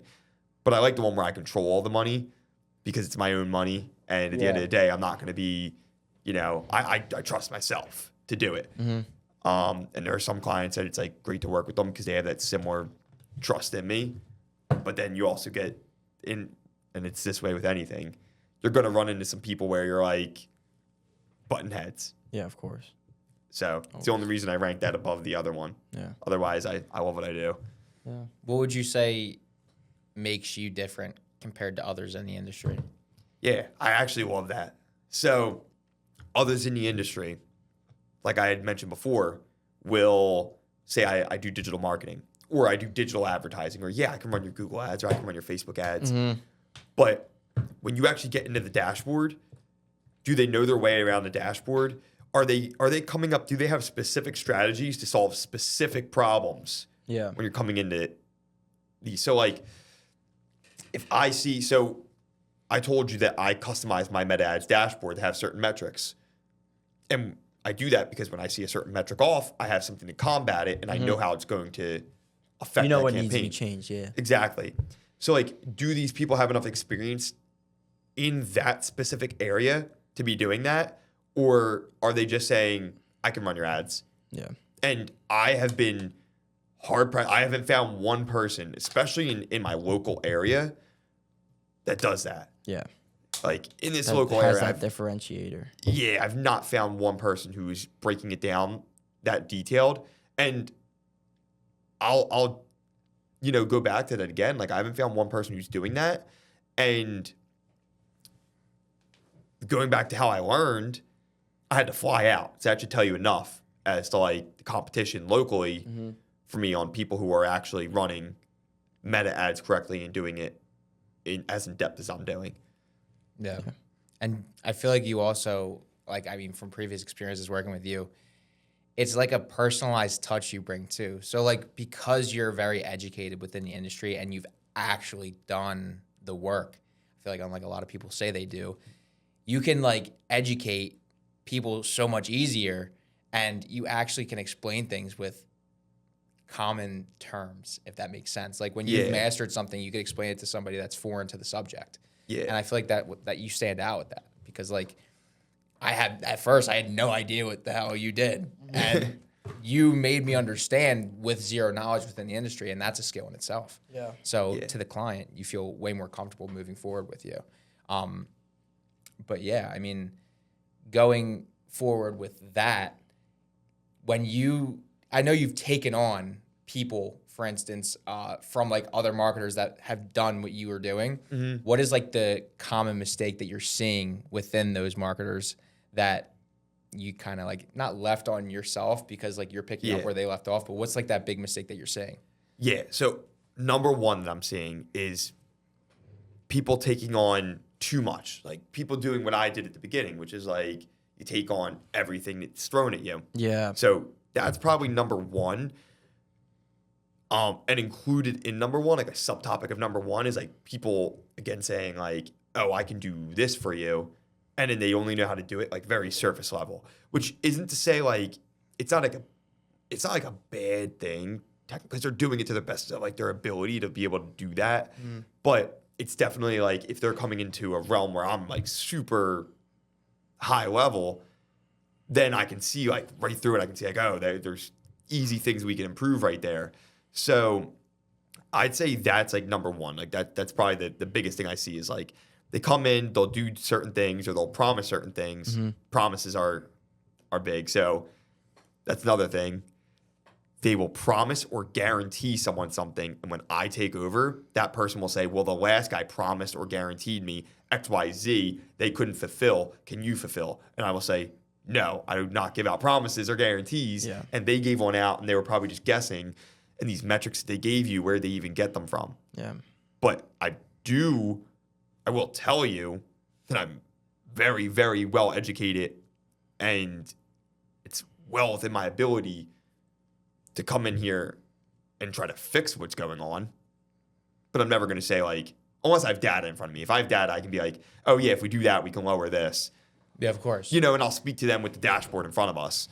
That's a different story. But like, I'm never going to be like, oh yeah, I guarantee you we're going to make you, because even if you do a great job, but you guarantee something like very like impossible. Yeah.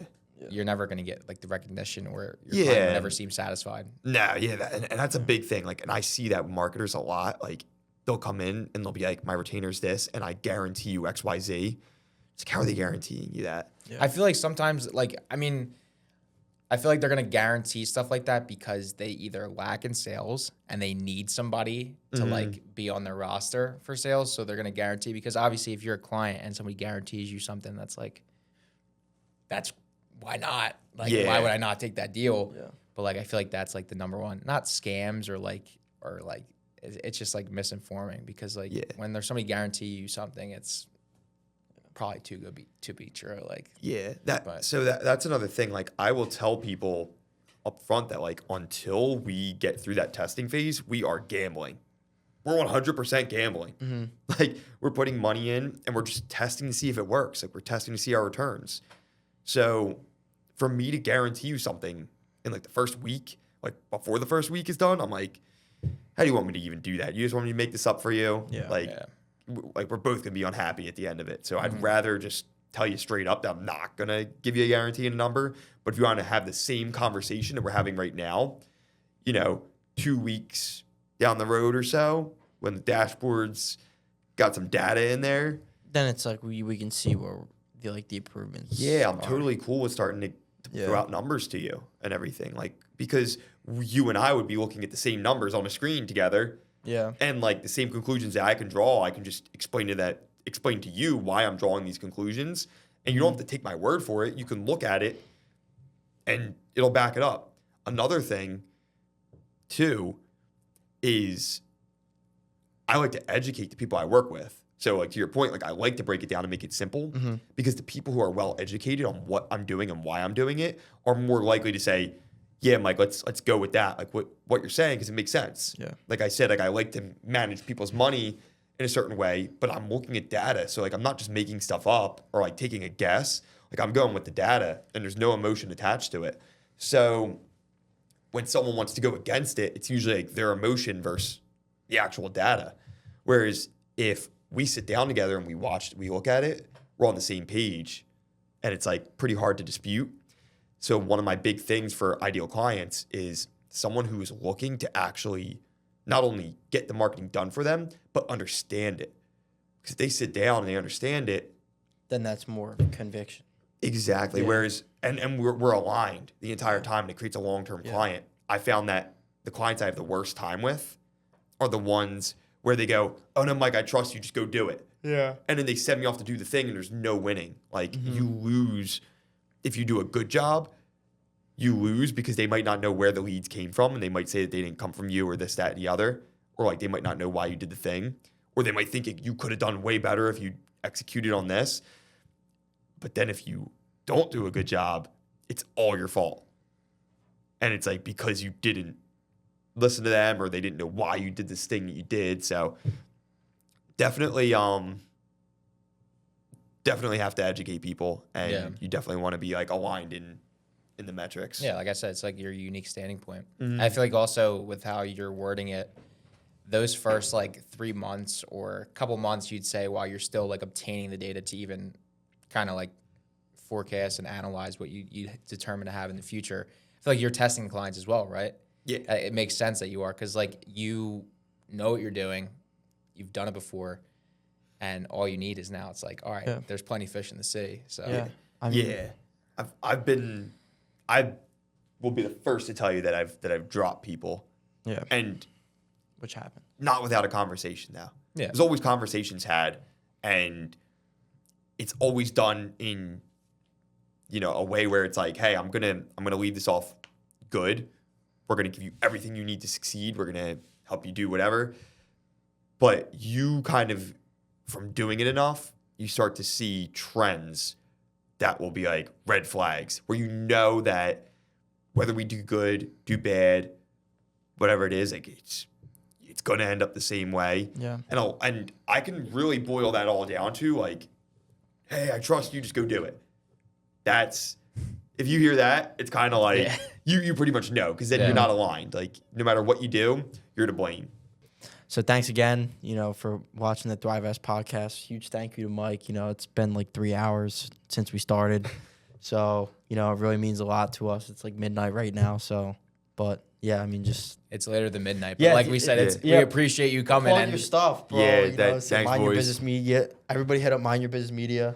You know? you will see more content in the future Yeah. as well. Yeah. We got some things in the works, so I'm excited. Yeah. All right, Thank you guys. We'll see you in the next episode. Yep. I cut.